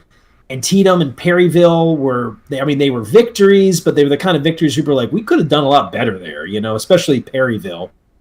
And it should be kept in mind that even if you consider Perryville and Antietam great victories, the guys who won those battles were unemployed very soon after. Yeah. And I'm talking about big battles. I mean, the Union had some smaller victories like Prairie Grove and Arkansas, but the Arkansas is a backwater by that time. Although Prairie Grove is a fascinating battle. Really good battlefield to visit, too. But anyway, so Rosecrans is like the premier hero of the North for a bit. But then, Hooker becomes popular, and then more importantly, Grant does get to surround Vicksburg. Meade wins Gettysburg, and Rosecrans did the Tullahoma campaign, which he took forever to do. And even though it was a successful campaign, there was no major battle. There were a few small battles, which were all Union victories, but there was no major battle, which actually led Rosecrans to write Stanton and say, "Do not forget what we have done just because our victory is not written in letters of blood." It's a great line. Yeah, it is. But that said, Rosecrans was hated by Stanton. He is a Democrat, so the Republicans in the White House definitely don't want him to succeed. Grant is becoming the new hero of the hour. So what do you do with Rosecrans? Well, they force him to go after Chattanooga, but they don't reinforce him. Meanwhile, the Confederates reinforce their men, attack him at Chickamauga, and win. Chickamauga, the Union was winning the battle until Rosecrans gave an unfortunate order that General Wood followed, and it's Wood's fault. I mean, Wood should have known better not to create a giant hole in the lines. Of course, it also doesn't help that the exact moment Wood creates a hole in the lines is also when the main Confederate assault comes, right? And a Confederate assault that is really well organized. Like, we're not talking like one or two brigades. We're talking about multiple divisions that have been marshaled by James Longstreet, who is probably your best corps commander of the entire war, right? Yeah. So, holy shit. And one guy said that if you looked in Rosecrans' eyes after that, you could still see the ghosts of Chickamauga haunting him. Well, Rosecrans was removed afterwards. Keep this in mind, too. Stanton's Assistant Secretary of War, which was Charles Dana, was with the Army, spying on Rosecrans. And so, of course, Dana, by that time, had also been won over by Grant, because before that, Dana had been sent to Grant's area. And he was kind of sent there to investigate things and to gauge how Grant was doing, and Grant won him over very effectively. So when Dana goes to Rosecrans, he's like, my boss hates him, Grant hates him, I hate him too. Anyway, Rosecrans sets up the means for the siege of Chattanooga to be lifted, but then Grant takes the credit. Rosecrans is given command of Missouri, does well there. He's rewarded with doing well there by being removed because Grant fucking hates his guts. I mean, really hates his guts. He said that he also went before Lincoln one time, and Lincoln was listing victories and happened to say Stone's River, and Grant interrupted him to say that's not a victory. Yes, he interrupted the president to say that's not a victory. Damn. I think he said that there was a line. He said, "I can think of nothing worse for an army than to be commanded by Rosecrans. I got no curse worse for an army than have Rosecrans in command." I mean, I can think of a lot of things worse than that. Yeah, I know. I mean, like Grant's hatred of Rosecrans is deep, visceral. It's a bottomless fucking pit. And I really mean it because Grant would speak ill of people, but he would do it in more passive aggressive ways, or he might even say like, "Oh, but they were good at that." Rosecrans, he turns on the venom. Like I think at one time he said like, "Where should Rosecrans be posted?" And he said, "We should send him to the Canadian border." So does anybody know why he hated Rosecrans this much? It's really okay. So at first, when Rosecrans were getting along, then comes the Battle of Ayuka. In Ayuka, what you have is Rosecrans gets attacked, and it's a very bitterly fought battle. The men there was a small battle, but people who were there said it was one of the most bitter battles they ever fought. Grant, though, did not attack, and if Grant had, he would have taken the Confederate rear. And probably, I mean, if not captured him, he would have. It would have been a big fucking defeat, right? As it was, the Union wins a very costly victory. Now, the reason Grant doesn't attack is because they didn't hear the sounds of the battle, and Grant failed to send anybody ahead to check on things. So this is Grant being tardy. Rosecrans blames Grant for that. At the same time, Rosecrans then wins the Battle of Corinth. And he gets all the praise. Remember, at this time, Grant was not that popular in the press. He's not that popular with his men. He's still blamed for Shiloh. And that's something to keep in mind, too. Soldiers love Rosecrans. I mean, the only man who was more popular with the men was McClellan. Soldiers love Rosecrans. They cheer him where he goes. And Rosecrans is very charismatic, very intelligent.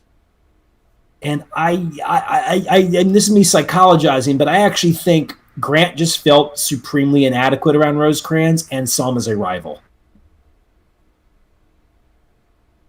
And I mean a rival in every way. Like when Grant's at his lowest, Rosecrans at his highest. Rosecrans has all the things Grant doesn't have in many ways.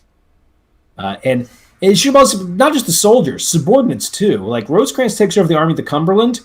Literally, I've researched the Army of the Cumberland after Stone's River. There's like one or two generals who don't like him. They all like him.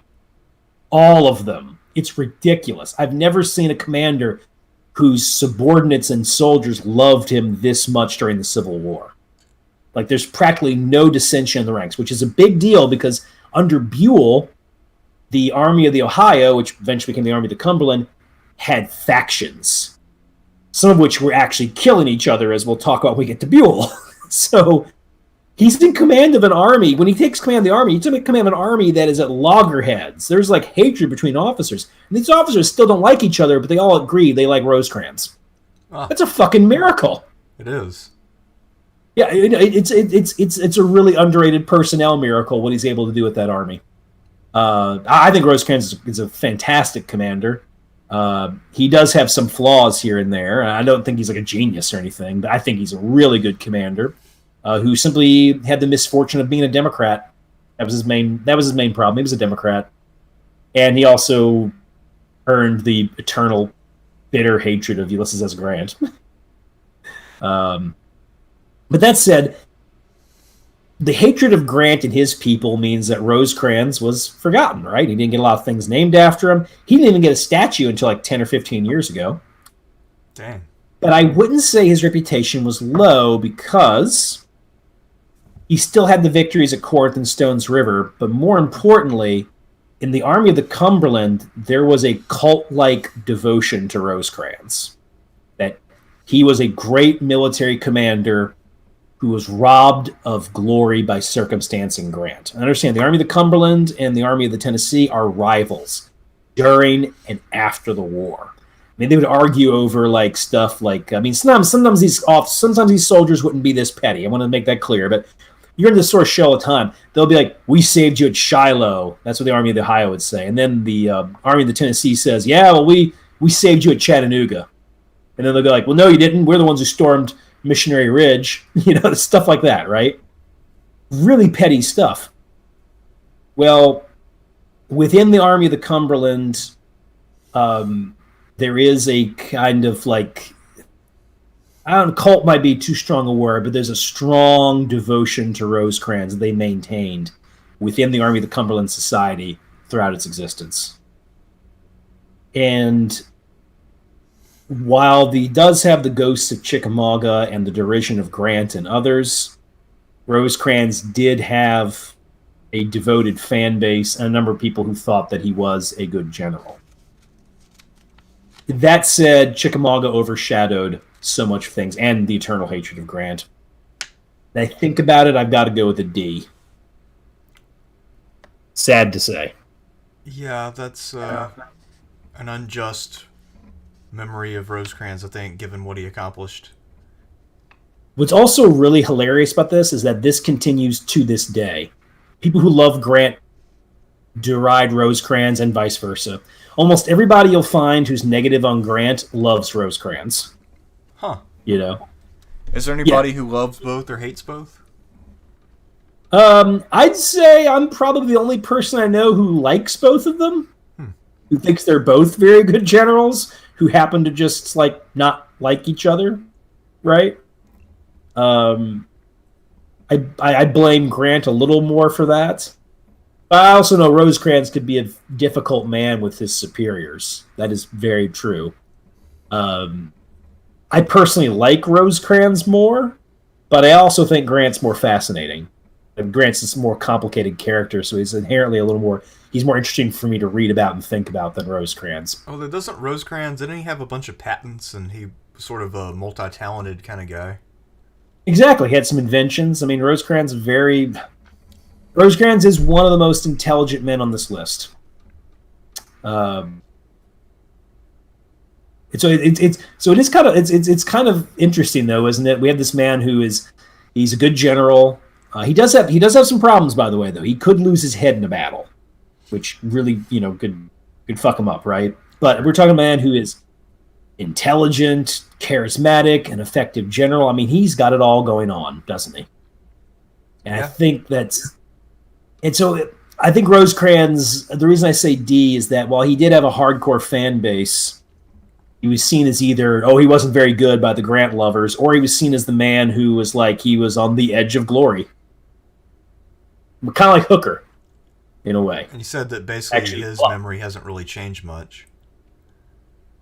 I'd say it's more positive today. I think because people have noted that Rosecrans was in some ways one of this. And by the way, the one of the first people to make this connection was actually the U.S. Army itself. The U.S. Army did a big.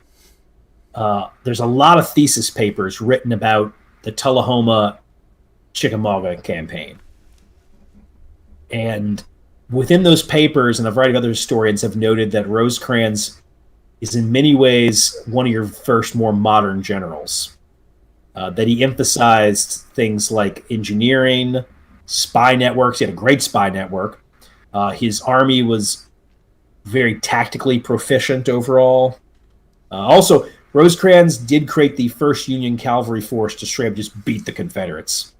The Tullahoma campaign, the Confederate cavalry is disgraced in that one. I mean, they are outfought on every level, particularly the Battle of Shelbyville. So, anyway. But hey, Rosecrans had, he got beat at Chickamauga. Plus, he didn't have the luxury Grant had of fighting knuckleheads at Fort Donelson and Vicksburg. They're saying that he faced people who are better than Earl Van Dorn? I don't know. Did they come any better than Earl Van Dorn? The thing about Van Dorn is the Van Dorn was one of those guys who had good ideas in practice. I mean, not guys, like good ideas in his head. They just didn't work out in practice because he would always ask for just a little too much of his men. Like they'd march just a few too many miles, right? In the Battle of Corinth, to be fair, the initial Union line was overrun. I would say the Battle of Corinth was a little closer than people give it credit for. I also don't think Van Dorn was quite as incompetent necessarily. That said, I'd more like brag at Stones River, right? The thing is, but you know, like Grant's very lucky. I mean, the Confederates at Fort Donelson win the battle and then just retreat back to the fort, right? Vicksburg, Pemberton has an escape route. He just doesn't take it. I mean, look, luck plays a part, right? Napoleon said, "Be lucky." You know, I'm not taking anything away from Grant, especially Fort Donelson. I actually think Fort Donelson is probably my favorite Grant battle. I like him in that one a lot. You know, but it does help when you're fighting like Floyd and Pemberton, right? Yes. Not exactly the first tier of Confederate generals there. Yeah. Real quick, guys, here's a spoiler alert. What Pope is for this list, Pemberton's going to be for the other. Yeah, I guess he was the biggest fuck-up in terms of losing a big-name battle. I'd say, I honestly think that no commander of an independent army ended the Civil War with a lower reputation than John C. Pemberton. That sounds right. He's literally hated and mocked everywhere. Well, I mean, he basically handed over an army and an important city all at once, and completely changed the course of the war, cut the Confederacy in half. So, not to mention the fact that he was also from the North. So everybody in the North was like, he's an idiot and a traitor. Yeah, and everybody in the South, he's a goddamn Manchurian candidate. Yeah, no, that was a common belief. I also say that because, I mean, people in the North could also be like, well, you're defending your home, but like Pemberton's not defending his home. True. Yes, so anyway, but we'll get to Pemberton later. We probably already spoke too much. Poor Pemberton. Anyway, next up is Don Carlos Buell, another man who was not one of Grant's inner circle, to say the least. Yeah, although it's weird, Grant held Buell in some decent regard during the war. And this is the thing. Grant held Halleck, McClellan, and Buell in.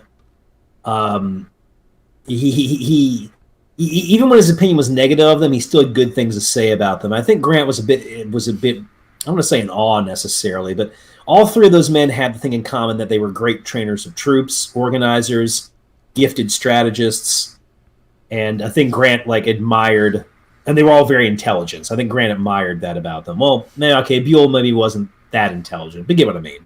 Sure. So, a fun fact about Buell: really, really strong man. Like he would pick up his wife from her waist and then hoist her up onto the mantle, and he would do it with his arms completely outstretched. That's how strong the guy was.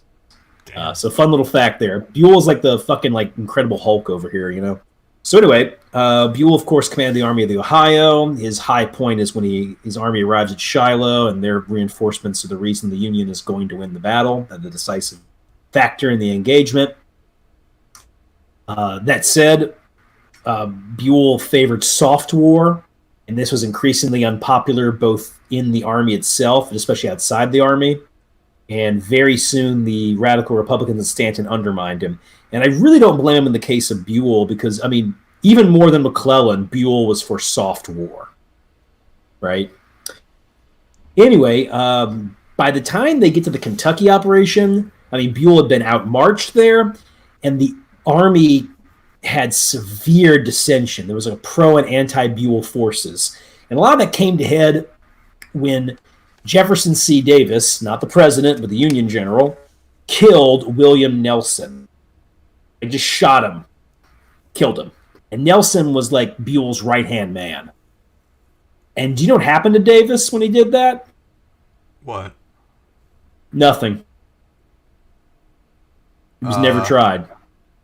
I mean, but everybody knew he did it, though. Yeah, but he was arrested for like a week or two, and then they just said, whatever. Well, what happened is Indiana Governor Morton said, I want to protect him because he was Morton's man.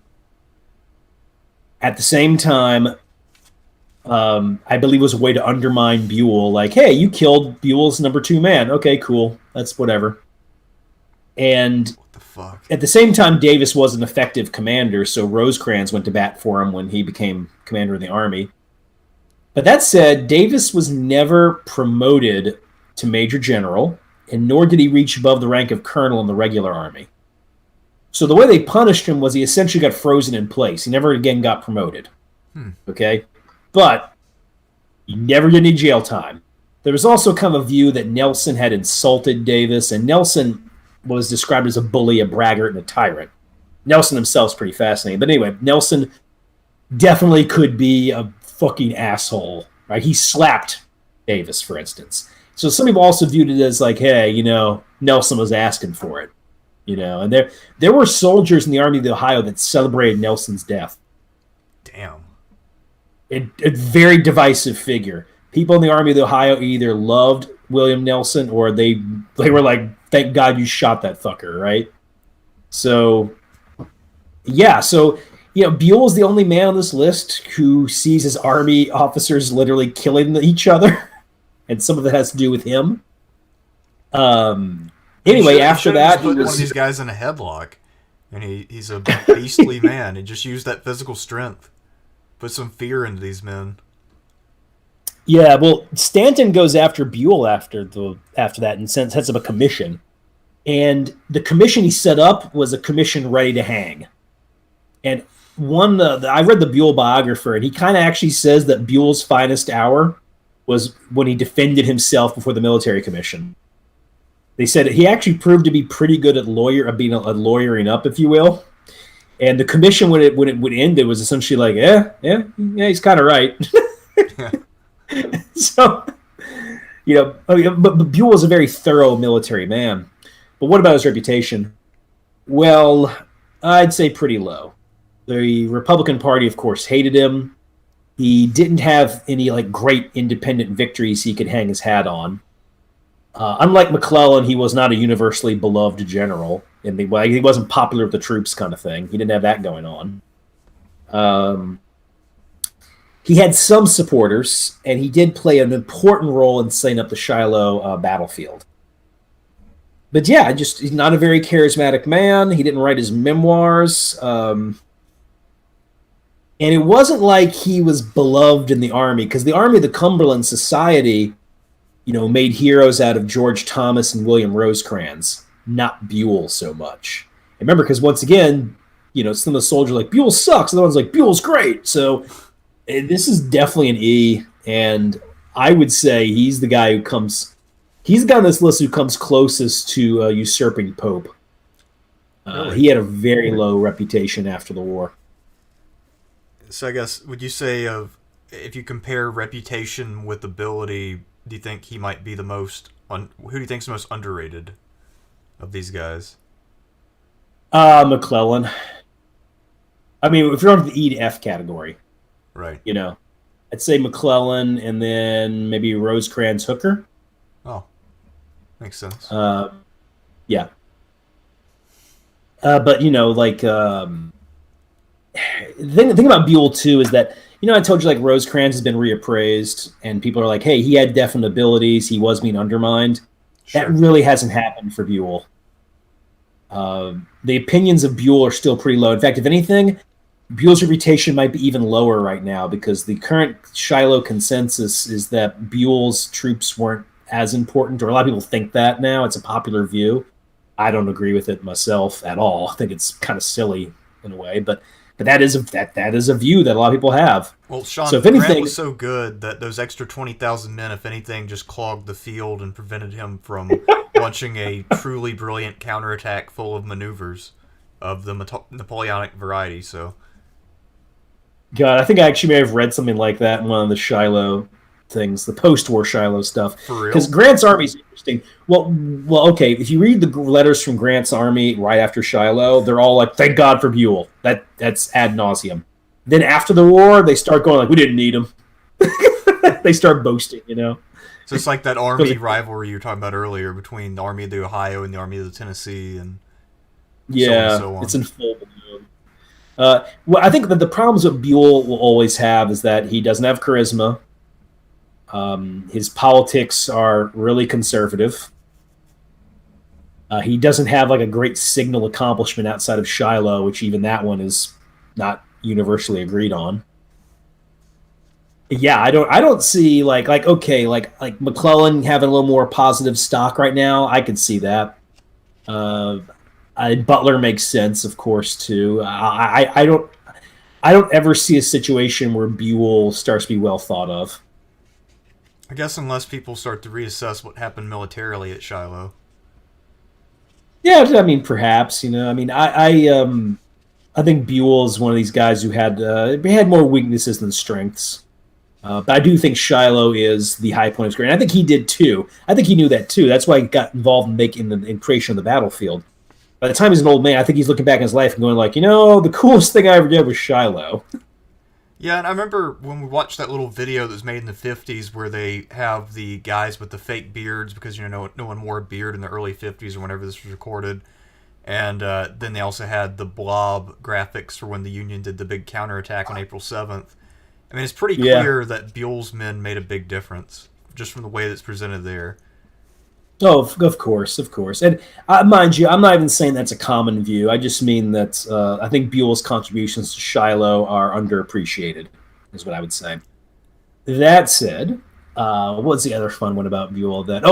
This one's hilarious. I read Buell's congratulatory order to the Army of the Ohio after Shiloh. It's got a hilarious line in there. He says, I hope this battle's proven to all of you that strict discipline and order is necessary for victory. And it's lines like that where I'm like, no wonder your men didn't love you. Yes, it's not very inspiring, is it? It's not like Napoleon. Soldiers, let's go plunder Italy. Fuck yeah. Yeah, Buell's is just like, discipline is good. Yeah. Glory and plunder. Buell's like, spare the rod, spoil the soldier. Yeah.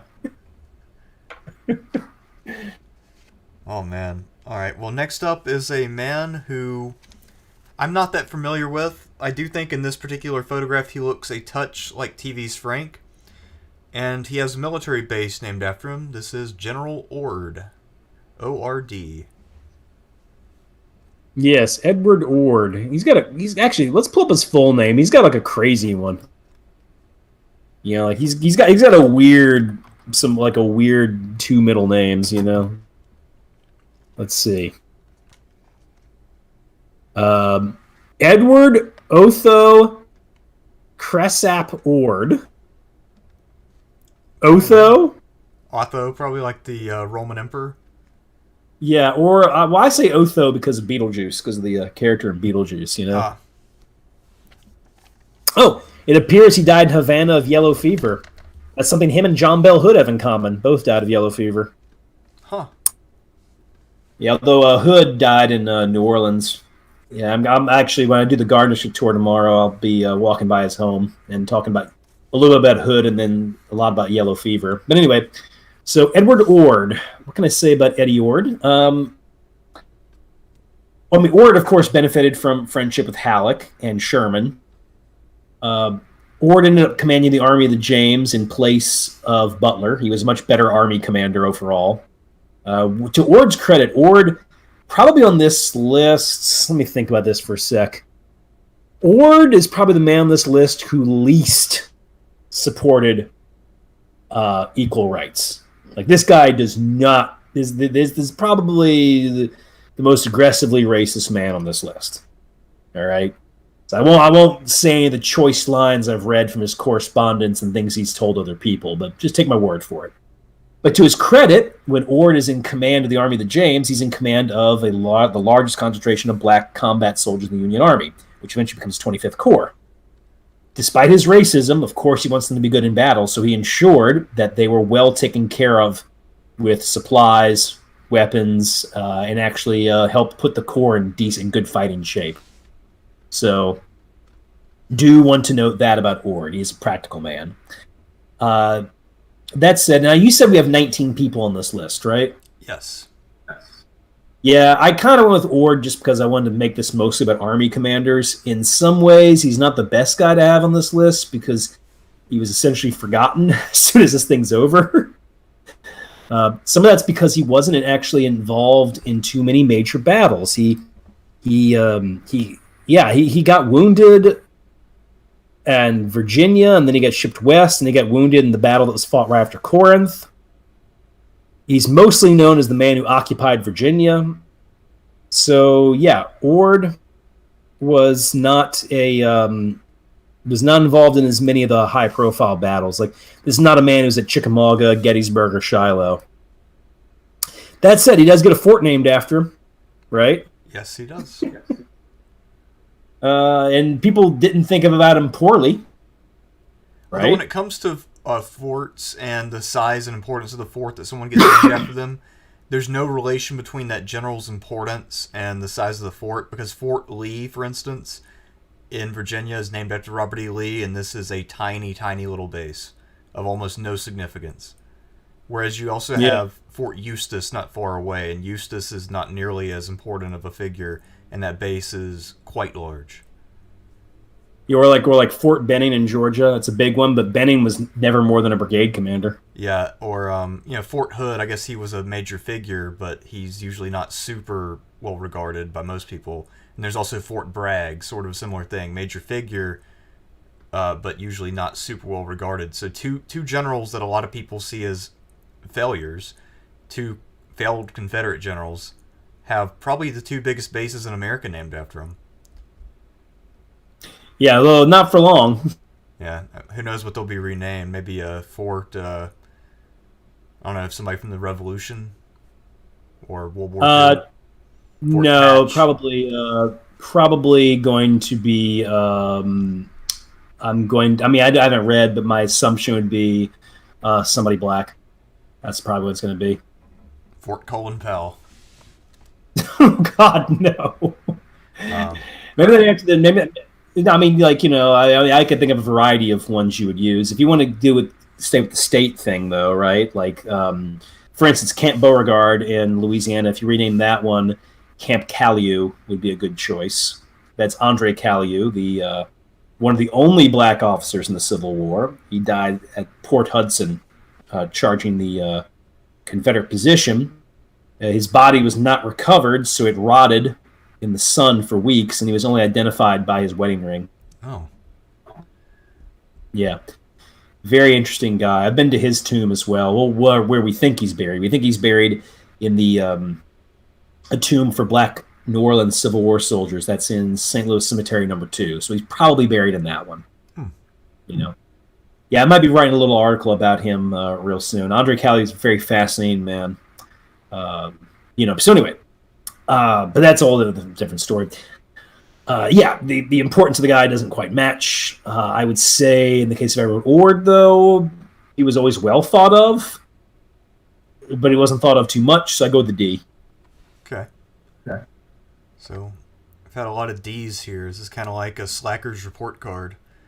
All right, well, next up is someone who I suspect will not manage to pull off the gentleman's D.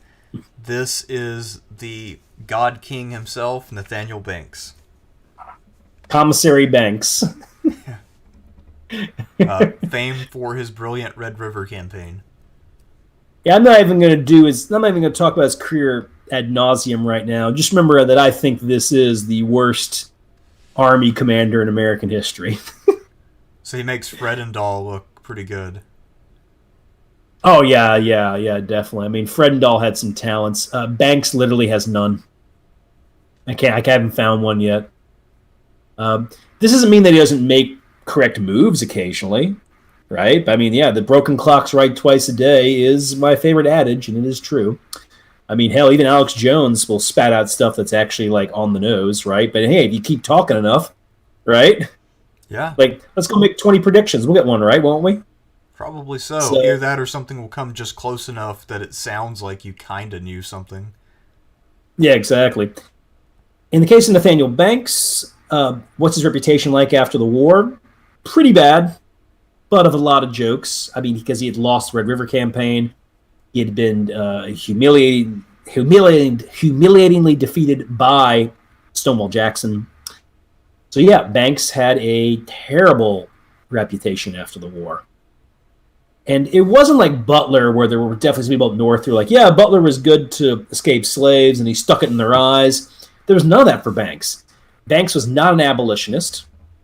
In fact, Banks favored a more conservative Reconstruction in general.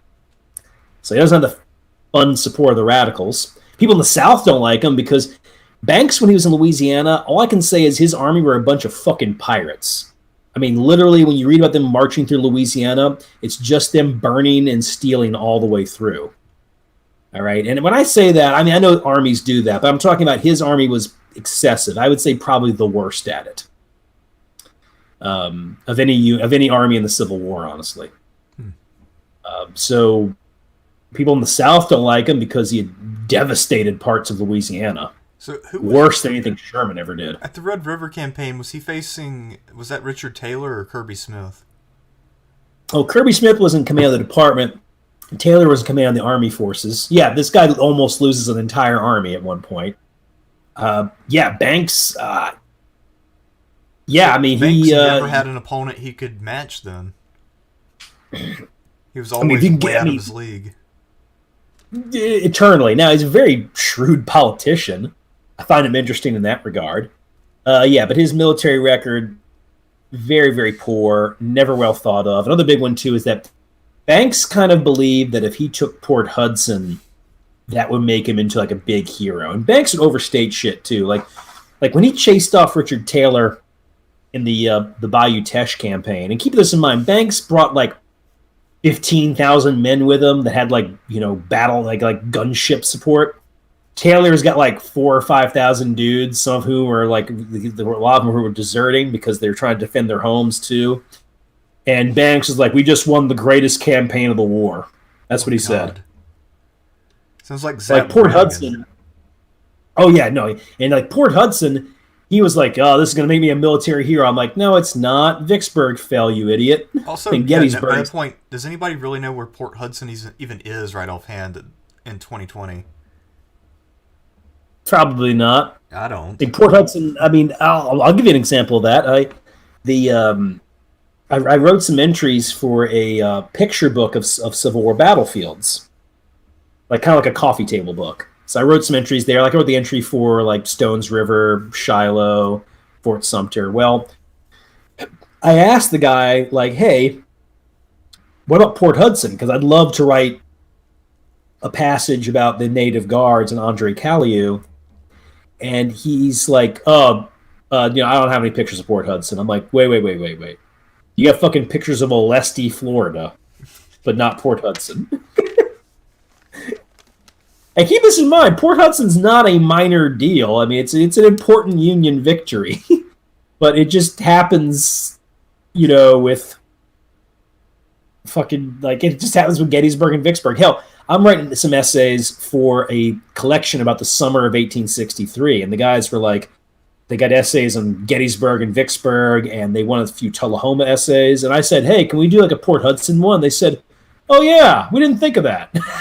Yeah. Sean, I dare you to make the case that Banks had the most significant victories of any of the men of 1863. See if you can get it in the book. I'm putting him F tier with Pope. But I guess Pope is still the ultimate F. Pope's still the ultimate F, but man, Banks really gave him a run for his money. You just don't really run into a lot of positive statements about Banks after the war. And once again, the butt of many, many jokes amongst Confederates, too. Now one could say, Butler had the whole bottled up thing, and Butler was more openly mocked, and that's true. But also, Butler did have his little fan club. I don't remember Banks having any kind of fan club that I've ever run into. Probably not. I mean, I guess his politics have aged very poorly, and then his military skills don't exist, so there's not really much to get behind. But hey, for all you trivia lovers out there, he is the first Republican Speaker of the House of Representatives. Huh. I did not know that. Yeah. Oh, he's a very capable politician. I'd honestly say, I mean, it depends how you rate politicians, right? But if you rate politicians according to your ability to survive in politics and to maintain alliances, he's one of the absolute best. He even switched parties a few times. So Banks is one of the best politicians of the era, just on a purely tactical level. So he's kind of like the Mitch McConnell of his day in a sense that, no one really likes him or respects him, but he hangs around anyway. No, they did like him personally. He was charming. Oh.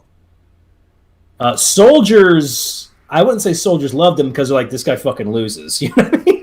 Like when he gets into Louisiana, also charming as he was, his charisma was less the charisma of the battlefield and more the charisma of the parlor, if you will. I see. So no, I wouldn't equate him to Mitch McConnell. Who would I equate him with? Have we had anybody who is charismatic, who's not charismatic, charming, intelligent, and could kind of flip around between inter-party factions? Because people don't change parties that much anymore. They did a lot more during this era. All right, so somebody who kind of flips around between different sections of the party? Yeah. Can we think of anybody like that? To an extent, Mitt Romney, because he played the conservative in one election, then he tried to play the moderate in 2012, at least in the generals. He ran as a moderate after running as a conservative in 2008. And now he's running more as a moderate, but also more of just an old-school Republican of the non-Trump variety. I'm trying to think who else. The problem with Romney, though, is that, one, Romney's not charming. Well, yeah. And also, I mean, if you believe in working-class politics, Romney is the absolute worst person you can have in America for president. Oh, he is. I mean, but amongst people who've run in the last 20 years, even worse than George W. Bush, who's pretty fucking bad. No, I agree. Right? But, yeah, he was pretty good at that kind of chameleon-like shift between 2008 and 2012. But I think who else has shifted around a lot. On the Democratic side, I'm trying to think who would be the best example. A lot of the people in the primary tried to paint themselves as both centrist and progressives at various times. What about Harris? Do you think maybe Harris? She didn't do it very well, and she's not very charming. Okay, yeah, that's what I was asking. I don't think so either. Maybe, well, Pete's not very charming, but he tries really hard to be charming. And he called himself a progressive at first, and then he tried to position himself as the anti-Bernie guy at one point, too. So he can flip on a dime. I don't know how successfully, but he certainly is capable of doing it. Yeah, that's actually, now that you say that one, that's not a bad one for Banks, but and maybe the Banks type of politician is just somebody we just don't have anymore. I was going to say Arlen Specter because he did switch parties. No charm there though. Yeah, but that man was a corpse years before he died. Yeah.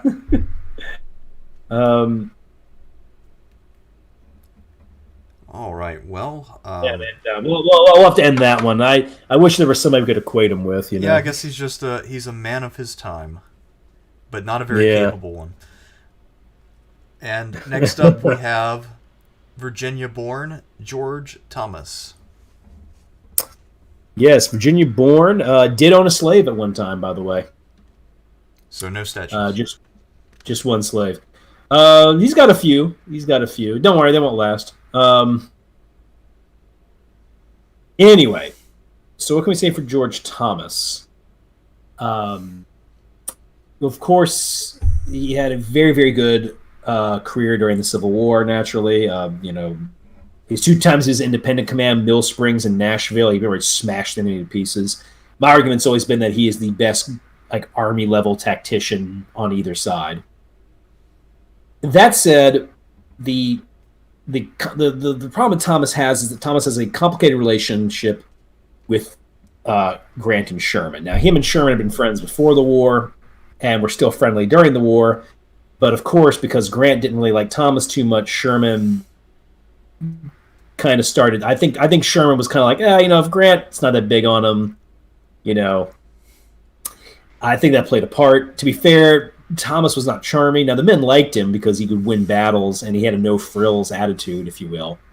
So soldiers liked him, but of course, they weren't like cheering him everywhere he went. Of course. That said, just very, very effective commander and cult-like hero to the Army of the Cumberland. Now, if we were talking about Thomas today, he'd be pretty high up there. Well, of course, not a household name like Grant, Sherman, and to a lesser degree Sheridan. Thomas's reputation has only gone up, especially in the last 50 years. I mean, the guy has a lot of biographies, by the way, too. I mean, for a guy who gets constantly touted as like the forgotten hero of the Civil War, the fucker's got like 7 or 8 biographies, I believe. Forgotten except by the people who write biographies about him. Yeah. Like one's called like Master of War. Some of these biographies are very what's the word for it? It's like hagiography? Yeah, hagiography. Yeah. Some of these biographies are like, but both the Grant and Thomas biographies I find are the most hagiography style biography, hagiographical biographies that you can run into. Would be those two nowadays. But anyway, so that said, when by the 1920s, Thomas, of course, had a very good reputation. He always did. But there was a reputation of him being slow. That's perpetuated by Sherman and Grant and some other officers as well. And keep this in mind, even though Sherman has criticisms of Thomas, Thomas was his unofficial advisor throughout the Atlanta campaign. So Sherman definitely held his military skill in high regard, just that he did also think he was kind of slow as well. So Thomas became known as this like slow defensive commander simply because that is what guys like Grant and Sherman wrote. That said, you couldn't argue with the fact that he was very successful, right? And then, of course, the stand at Chickamauga. I would say that I'd go with the C. While Thomas never became like a household name as much as he maybe should have, and while he was accused of being slow, that was probably the worst thing he was accused of being. You know what I mean? Yeah, and there are worse things. Yeah, otherwise, people are always like, oh, yeah, Thomas, great general, like, very good general, great general. So, yeah, his reputation always remained high. Yeah, speaking of people being slow, I've been working on some more videos on Basil the Bulgar Slayer, and his official biographer, Michael Pacellis, says that he was slow and methodical. But his actual record does not seem to indicate that at all. But anyway, that's a bit of a... Oh, how long until Basil comes out? Very soon, actually. It's already done. I'm just waiting until Tuesday to release it. I got you. There you go, everybody. Breaking news. You'll finally get your Byzantine Emperor stuff. Bring them on, huh? If I'm lucky, I might be able to get a second one out by the end of the week. Because I'm doing this in 5 parts now. So... Oh, another thing that hurt Thomas, by the way, now that I remember it. Thomas... His letters were destroyed by his wife, and he was only just starting to write about the war. In fact, I believe I read that he died while penning a reply to Schofield attacking him for his actions in the Nashville campaign. Or at least Schofield's surrogate was attacking him, So it doesn't help that he wasn't able to write his memoirs and defend himself, which he would have been able to do ably, right? So I think that really held him back too. That should be noted. Anyway, sorry for that, man. Just to get that out there. All right. Well, that leaves Philip Sheridan. Indeed. I think he was called Little Phil. He was a bit of a, he's a small man, that's for sure. Sheridan had a very off and on Civil War career. I mean, he had some moments where he was absolutely great, other moments where he wasn't. I'd say of all the men on this list who had high reputations, so like a B or above, who were on this list, his has come down the most. There's been a lot of anti-Sheridan feelings in the last 10, 20 years. Some has to do with the fact that he unfairly treated a number of officers. Some has to do with the actions, of course, that he took out west against the indigenous. Some of that also has to do with the fact that there were a variety of campaigns where he didn't really do like the variety of mistakes that he did make. And Sheridan was very much puffed up after the Civil War. I mean, Grant loved him. One biography of Grant thought that Sheridan was like Grant's id, that he could never indulge in. I don't know if I'd go that far into that kind of psychological stuff there, but it seems like there's some sort of like secret relationship between them, and that they were meeting secretly at night in the back of the tent. I do think Grant definitely had a Sheridan man crush. Huh. I mean, he let Sheridan get away with stuff both, with other officers and even in command that he wouldn't let anybody else get away with. And Grant liked Sheridan right away. Now, hey, maybe that was him buttering up to Halleck, because remember, Sheridan is one of Halleck's guys. But I think Grant genuinely just really liked Sheridan. Anyway, I mean, Sheridan turned out to be an effective commander. I don't know not like a genius, but he was a very good commander. Sheridan became wildly popular after the war. I mean, his ride to get back to the Battle of Cedar Creek was painted numerous times over and recalled in music and even poetry. The soldiers liked him as well. Sheridan had an electrical effect on the men. He had that battlefield charisma thing going on, the way that Albert Sidney Johnston had. His presence was electrifying in the middle of combat. This is a man that soldiers cheered. Rival for Rosecrans in that regard. By the way, Sheridan was always a fan of Rosecrans. And I mention that because you'd think that Grant hating Rosecrans had influenced Sheridan's opinion, but Sheridan to his dying day was like, nope, Rosecrans is a great general, got a raw deal.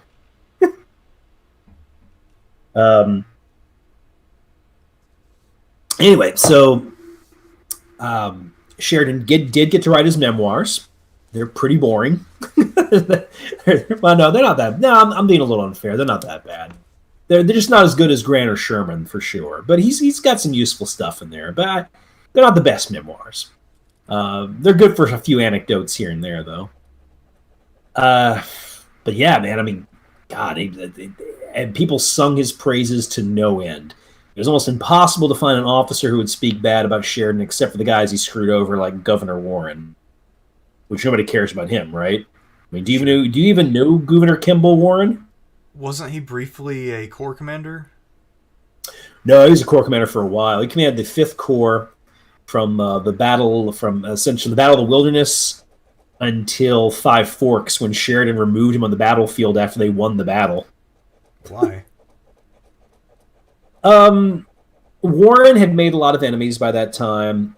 Grant was tired of his shit. Mead was very tired of his shit. And I don't blame him, because Warren didn't handle the pressures of Corps command and of Grant's style of warfare very well. But he somehow stuck it out. Anyway, Grant told Sheridan, you're free to remove men as you see fit. And there's always been this idea that Grant was giving him a hint, hint, wink, wink. I'm not so sure about that necessarily. I think Sheridan just met Warren, didn't like him, knew Grant and Meade didn't like him, so they weren't going to stop it. And he just said, fuck it, you're removed. Damn. He said, you didn't attack soon enough or some horse shit. I mean, it was fucking stupid. But this is Sheridan. He's a kind of a mean guy, too. He just snaps at people and he makes a decision. It's for life. But, should be noted, the reason we have some fort names out west is that Sheridan did like to name forts in the west after friends of his who died in the Civil War, like Fort Sill.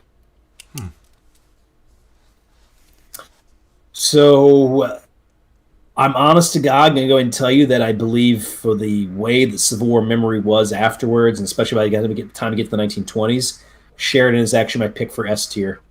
Really? I mean, yeah, that makes some sense. Because when I've seen much older treatments of the Civil War, it seems like the role that he plays is such that you have sort of the trinity of generals, Grant, Sherman, Sheridan. And for a while, I thought that was kind of how the war actually worked. And then when I actually looked into it in more depth, I realized that, there were other people involved. Also, Sheridan was never one of the major players. Not on that level, at least. Yeah, but he he unequivocally became this big hero, and some else to do with the indigenous wars too. I mean, they were victorious, and Sheridan was the main guy overseeing a bunch of those too. So I believe in post-war America, of all the Union generals, he was the one who may have had the highest reputation overall. There were probably some people in the South who didn't like him because he was okay with radical Reconstruction, but he also was not like a hardcore abolitionist or anything like that either. You know, so. But once again, we're rating him for for wartime stuff. So I guess, do you think it maybe helped him a little that the perception may have been for a couple decades that if there's another conflict, then Phil Sheridan will be our guy because he's still young and he's proven? Oh yeah, I mean, he is the most active commander on this list after the Civil War. Yeah, I mean, he's Sherman's point man, Grant and Sherman's point man in the West. He's going to oversee the destruction of the Lakota, well, their defeat at least, and whatnot. So yeah, no, Sheridan. Sheridan had a stellar reputation, and you know, the thing too is that people really didn't like just besmirch him, like with Grant, where they're like, "Oh, he's a butcher." Like there wasn't really that going on with Sheridan. There was nothing but praise, and at least from what I've seen. So it probably also helped with veterans organizations because the Army of the Potomac and the Army of the Cumberland, he had served in both, so both of those veteran organizations loved him. So how is his reputation today by comparison? He's kind of seen as somebody who was a jerk to some officers and whose victories were kind of foregone conclusions because he had such massive numerical advantages in the Shenandoah Valley.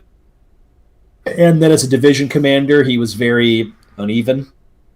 That said, one thing that's all agreed on is that his leadership in the Appomattox campaign was fantastic. That's something to keep in mind too.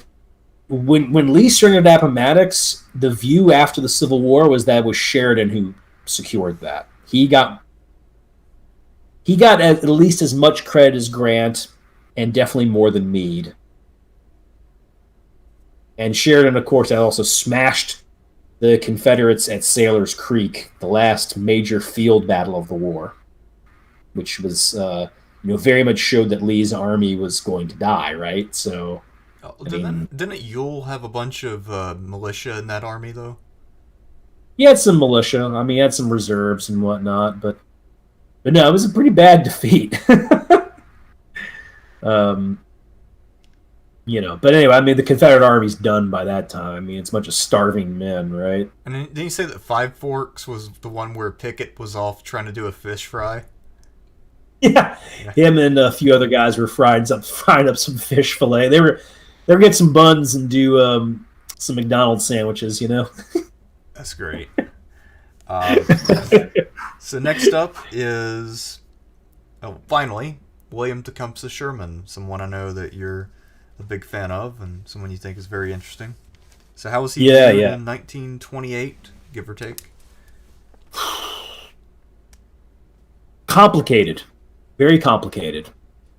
Of course, he ends the war with a reputation second only to Grant.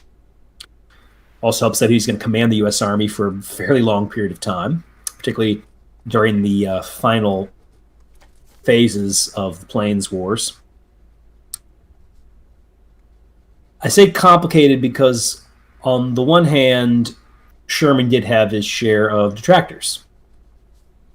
Being a man who opposed radical Reconstruction, he wasn't too popular with radical Republicans overall. The South actually kind of liked him for a period of time for that. Then, of course, he writes his memoirs, which are great memoirs, one of the best memoirs of the war. Because, Sherman's a great fucking writer. I think that's half the reason historians like... you got to quote Sherman, you know what I mean? Like, you're going to. He's infinitely quotable. But anyway, so... he straight up says in the thing, he's like, yeah, I burned the South, who cares? Or lines like, I didn't burn Columbia, South Carolina, but if I did, I wouldn't care. And stuff like that, and also talking about how bad the South's cause was, and doing that strident, blunt Sherman language. So of course Sherman becomes like the ultimate villain of the American South. So in the South, Sherman was utterly despised. It's still not very popular to this day. I'll give you an example of that.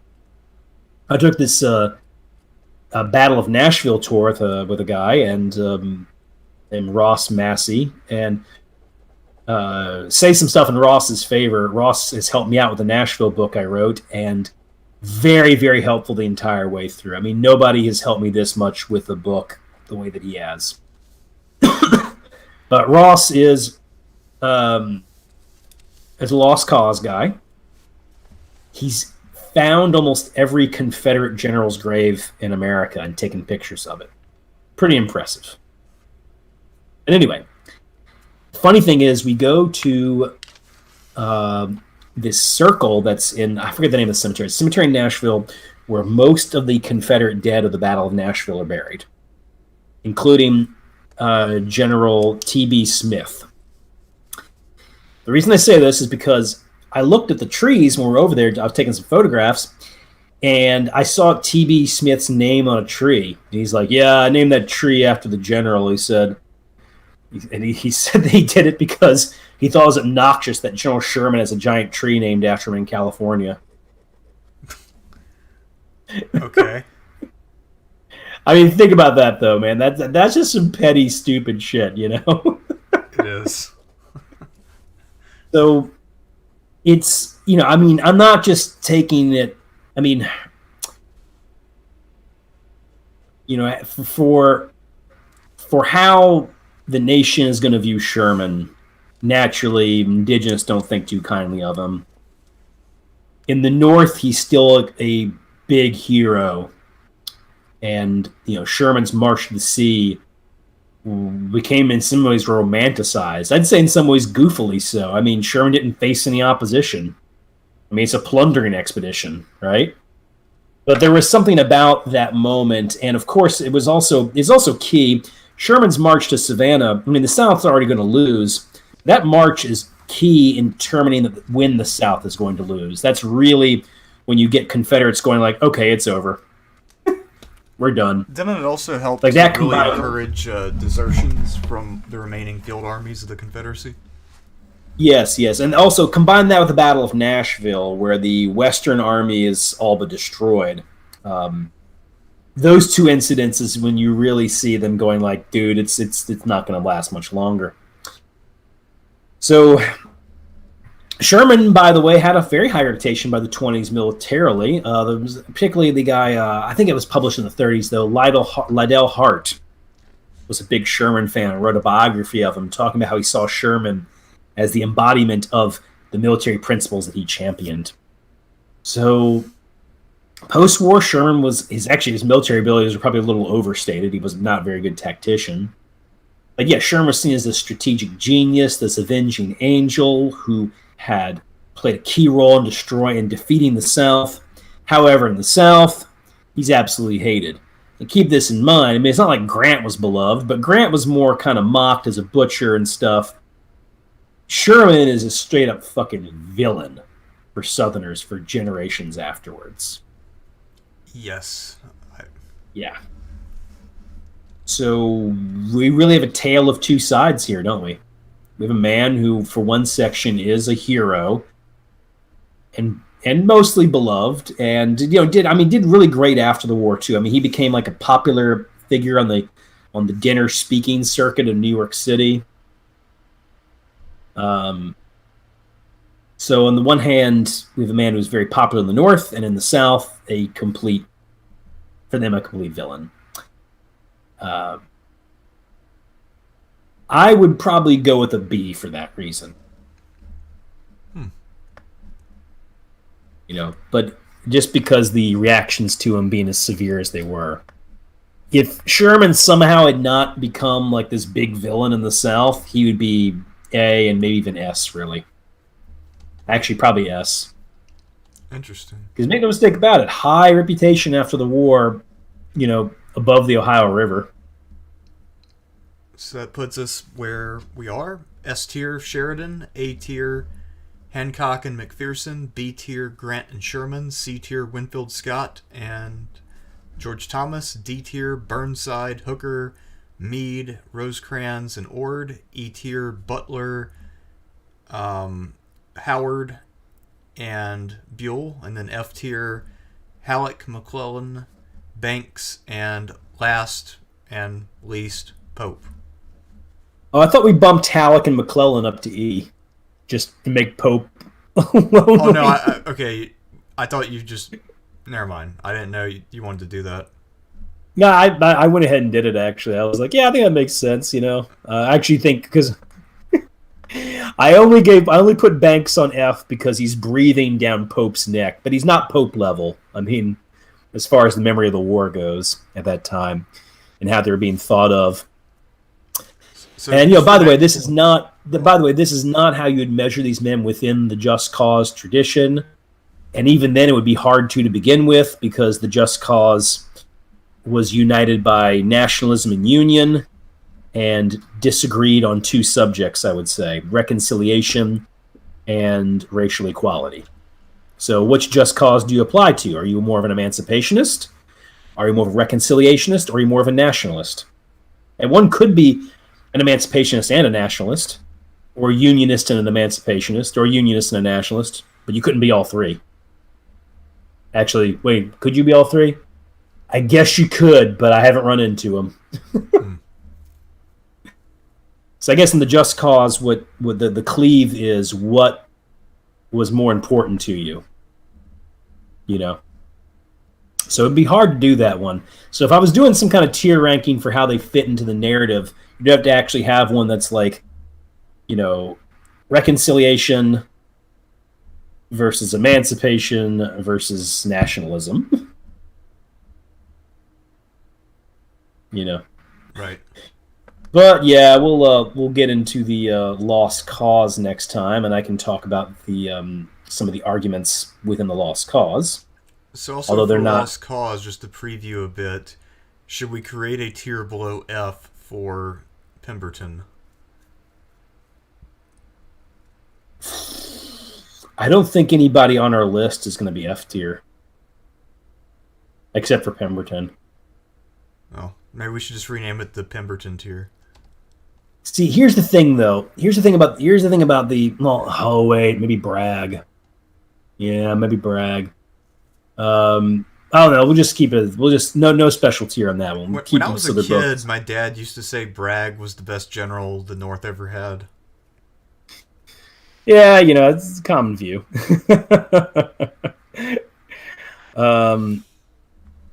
Yeah, no, it's very. What did I say about that one?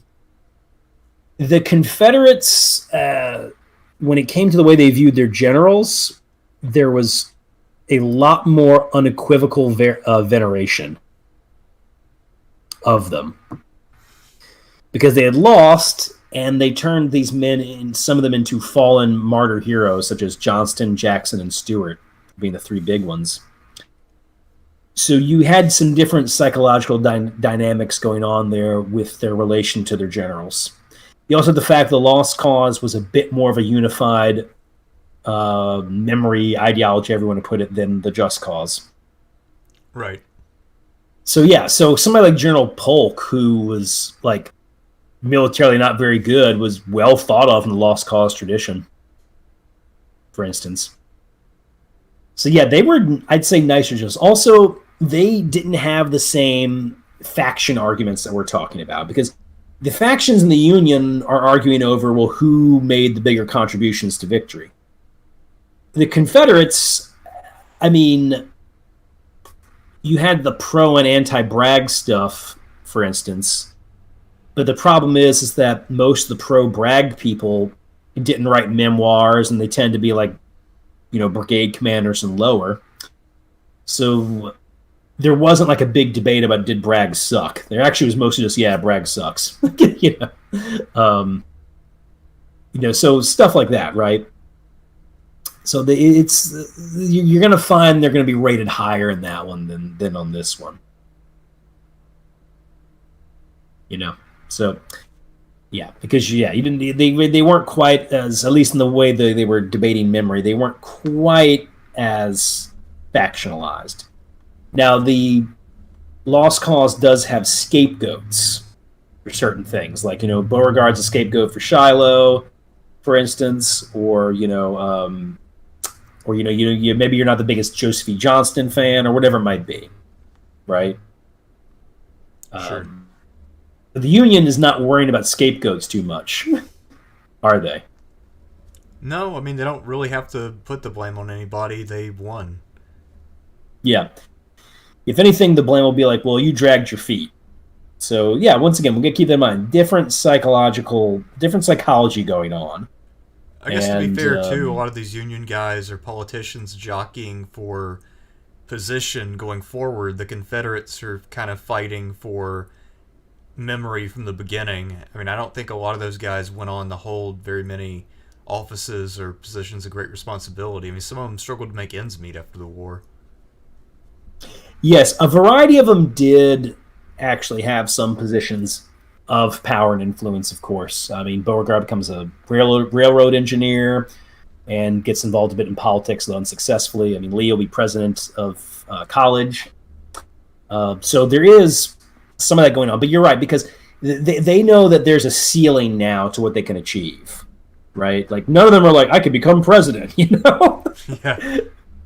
These guys in this list, I mean, Grant became president. Hancock ran for president. Sherman turned down an offer to run for president. Rosecrans, I believe, at one time was considered for president. Butler ran for president. Banks tried to become a nominee to run for president. I mean, you see it. Damn. Winfield Scott had already run for president. Burnside became governor of Rhode Island. Who knows if he was one to run for president? I don't know. But so yeah, the Confederates had stuff they could get, but they definitely had they certainly had a ceiling, and they were conscious of it.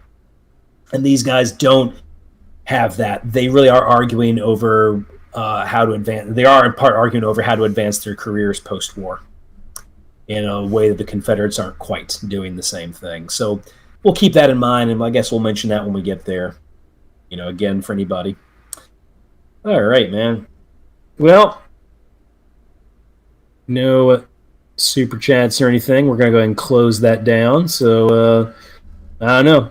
Well, for the fun of it, if anybody does do super chats for the next one, I'm going to offer the book Stonewall in the Valley up.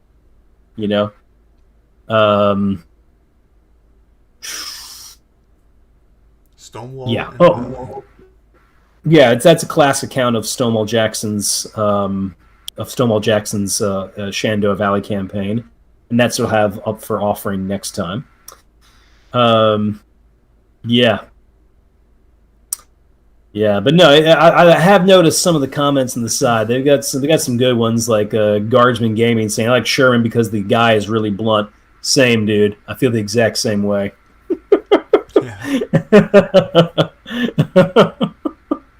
I do, man. I like it. Sherman's a blunt man. It's fun.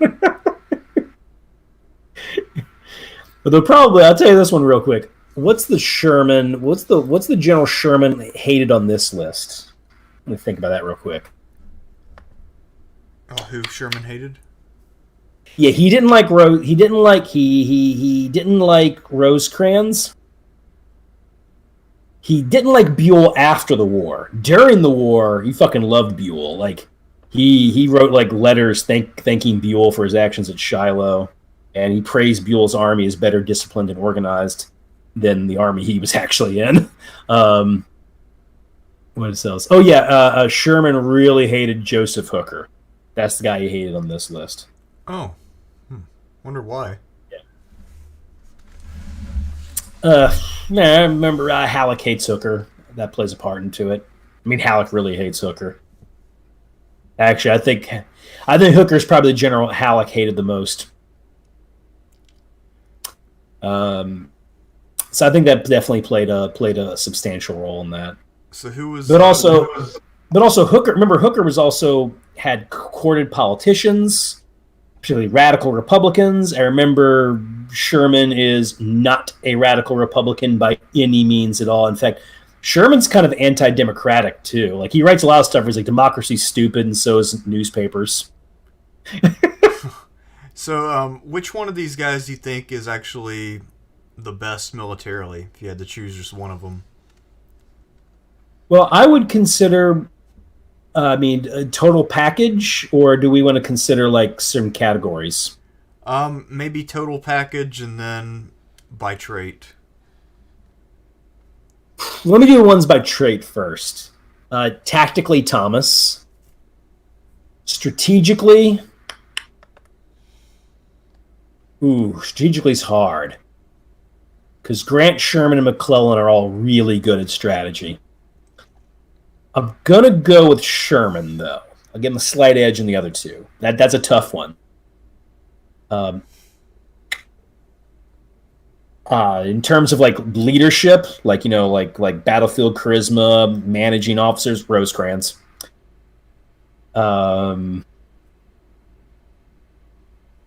Organization,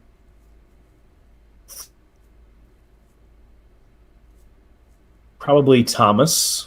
Although there's good competition there. Like you got McClellan. He gives him the run for his money for sure. And operational maneuver.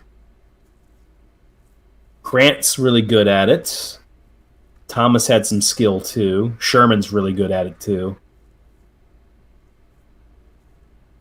It's a tough one. That's a really tough one. Actually, Rosecrans is good at it as well. Probably go with. I'll go with Grant though. Give him the edge. He's got some competition there though. And I guess total package.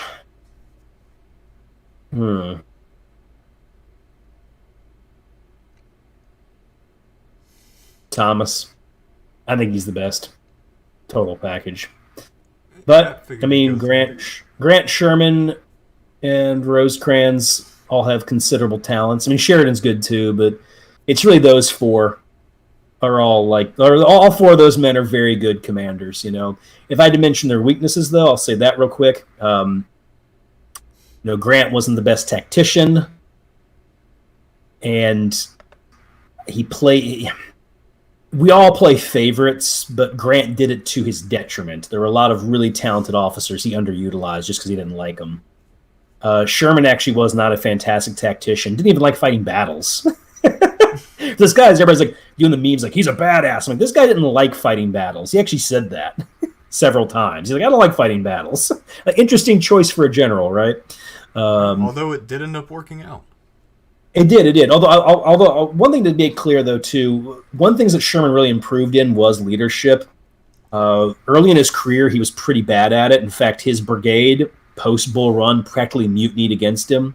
And in his division at Shiloh, before, during, and after the battle, he wasn't too popular with a number of officers and men. Some people did like him, though, but it's dicey, you know. But he got much better with personnel management and leadership as the war went on. And so by the end of the Civil War, he's actually popular and beloved by his men, which at first he didn't know how to handle. He thought it was overwhelming to him, and he wasn't used to it. Because once again, he wasn't like, he was the kind of guy, he's kind of like Buell. He's the kind of guy who'd be like, these men need more discipline, you know? Crack the whip. Crack the whip, man, yeah. Rosecrans could lose his head in battle, and he didn't work particularly well he didn't work quite as well with superiors, and he could be a bit slow. And when I say slow, I mean maybe a little too much over-preparation at times. But that being said, once he got going, he moved pretty quickly. And I think, actually, I don't think he was that slow. He was actually only slow before Tullahoma. No, I'd say the only problem with him is that he wasn't the best at working with superiors, and he could lose his head in battle. And as far as George Thomas goes, I think his only problem is that while the soldiers liked him and the officers respected him, he had precious few friends. So unlike Grant, who was able to create this very strong network of friends who would go to bat for them, Thomas never quite created that. People admired him and they liked him, but they didn't want to hang out with him a lot. You know? Sure. He didn't earn any real love, but he was just liked.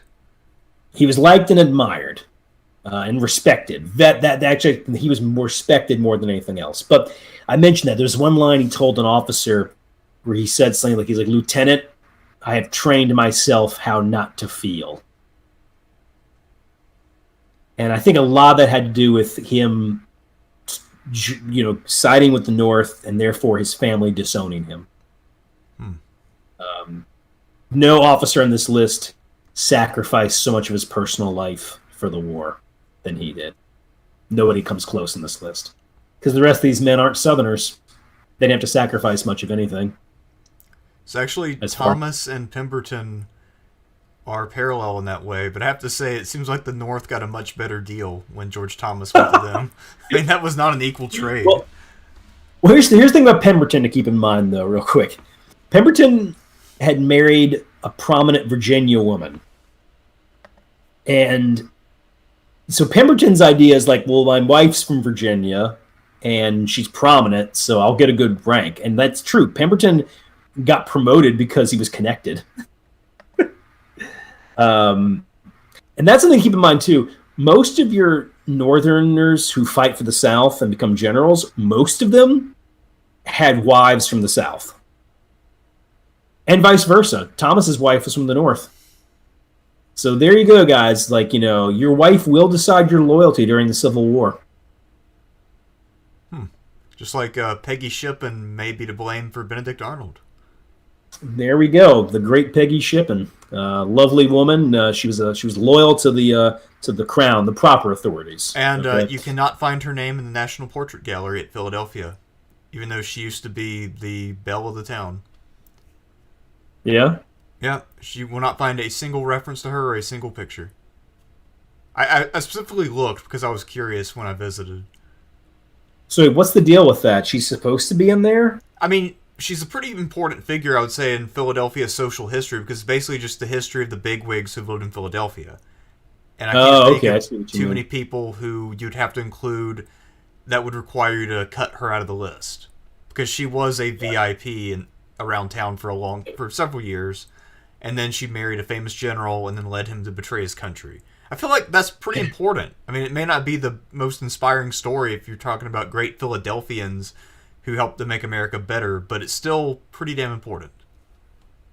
Oh, I think I got to say, I think she's the greatest of Philadelphians, honestly. I think her portrait belongs in the gallery. That's all I'll say, because I think it should be based on importance, not whether it's good or bad. No, I guess the two greatest Philadelphians to me are Peggy Shippen and oh God, no, I'm drawing a blank, Smoking man. The Joe boxer. Frazier? Yeah, there we go, Joe Frazier. Those are the two greatest Philadelphians: Joe Frazier, Peggy Shippen. It's not a bad selection. I mean, I think in Philadelphia itself, it seems that Ben Franklin has that on lock, though. Everything there named after him has his face on it, so. Yeah, he's going to come tumbling down too, though. Maybe not in Philadelphia. Maybe that'll be the one thing they cling on to personally. The rest of the country says, who's a racist? They say, fuck you. They're renaming Thomas Jefferson schools in Virginia. I mean, he did own a plantation. I don't think Franklin ever did. No, but he did own slaves. Oh, he did? I didn't know that. Yep. I mean, the game of, like, they own slaves. I mean, Grant owned slave, I mean... Yeah, play this game and awesome. It'll be interesting. In general, as you know, I have little to no interest in the culture wars, but yeah, I know. Anyway, it always just amazes me what kind of little things people will get obsessed over. Well, I like I said, I view this as a very fascinating moment too, and I think it's interesting that I get to live through something that reminds me of when Christianity took over Rome. Which,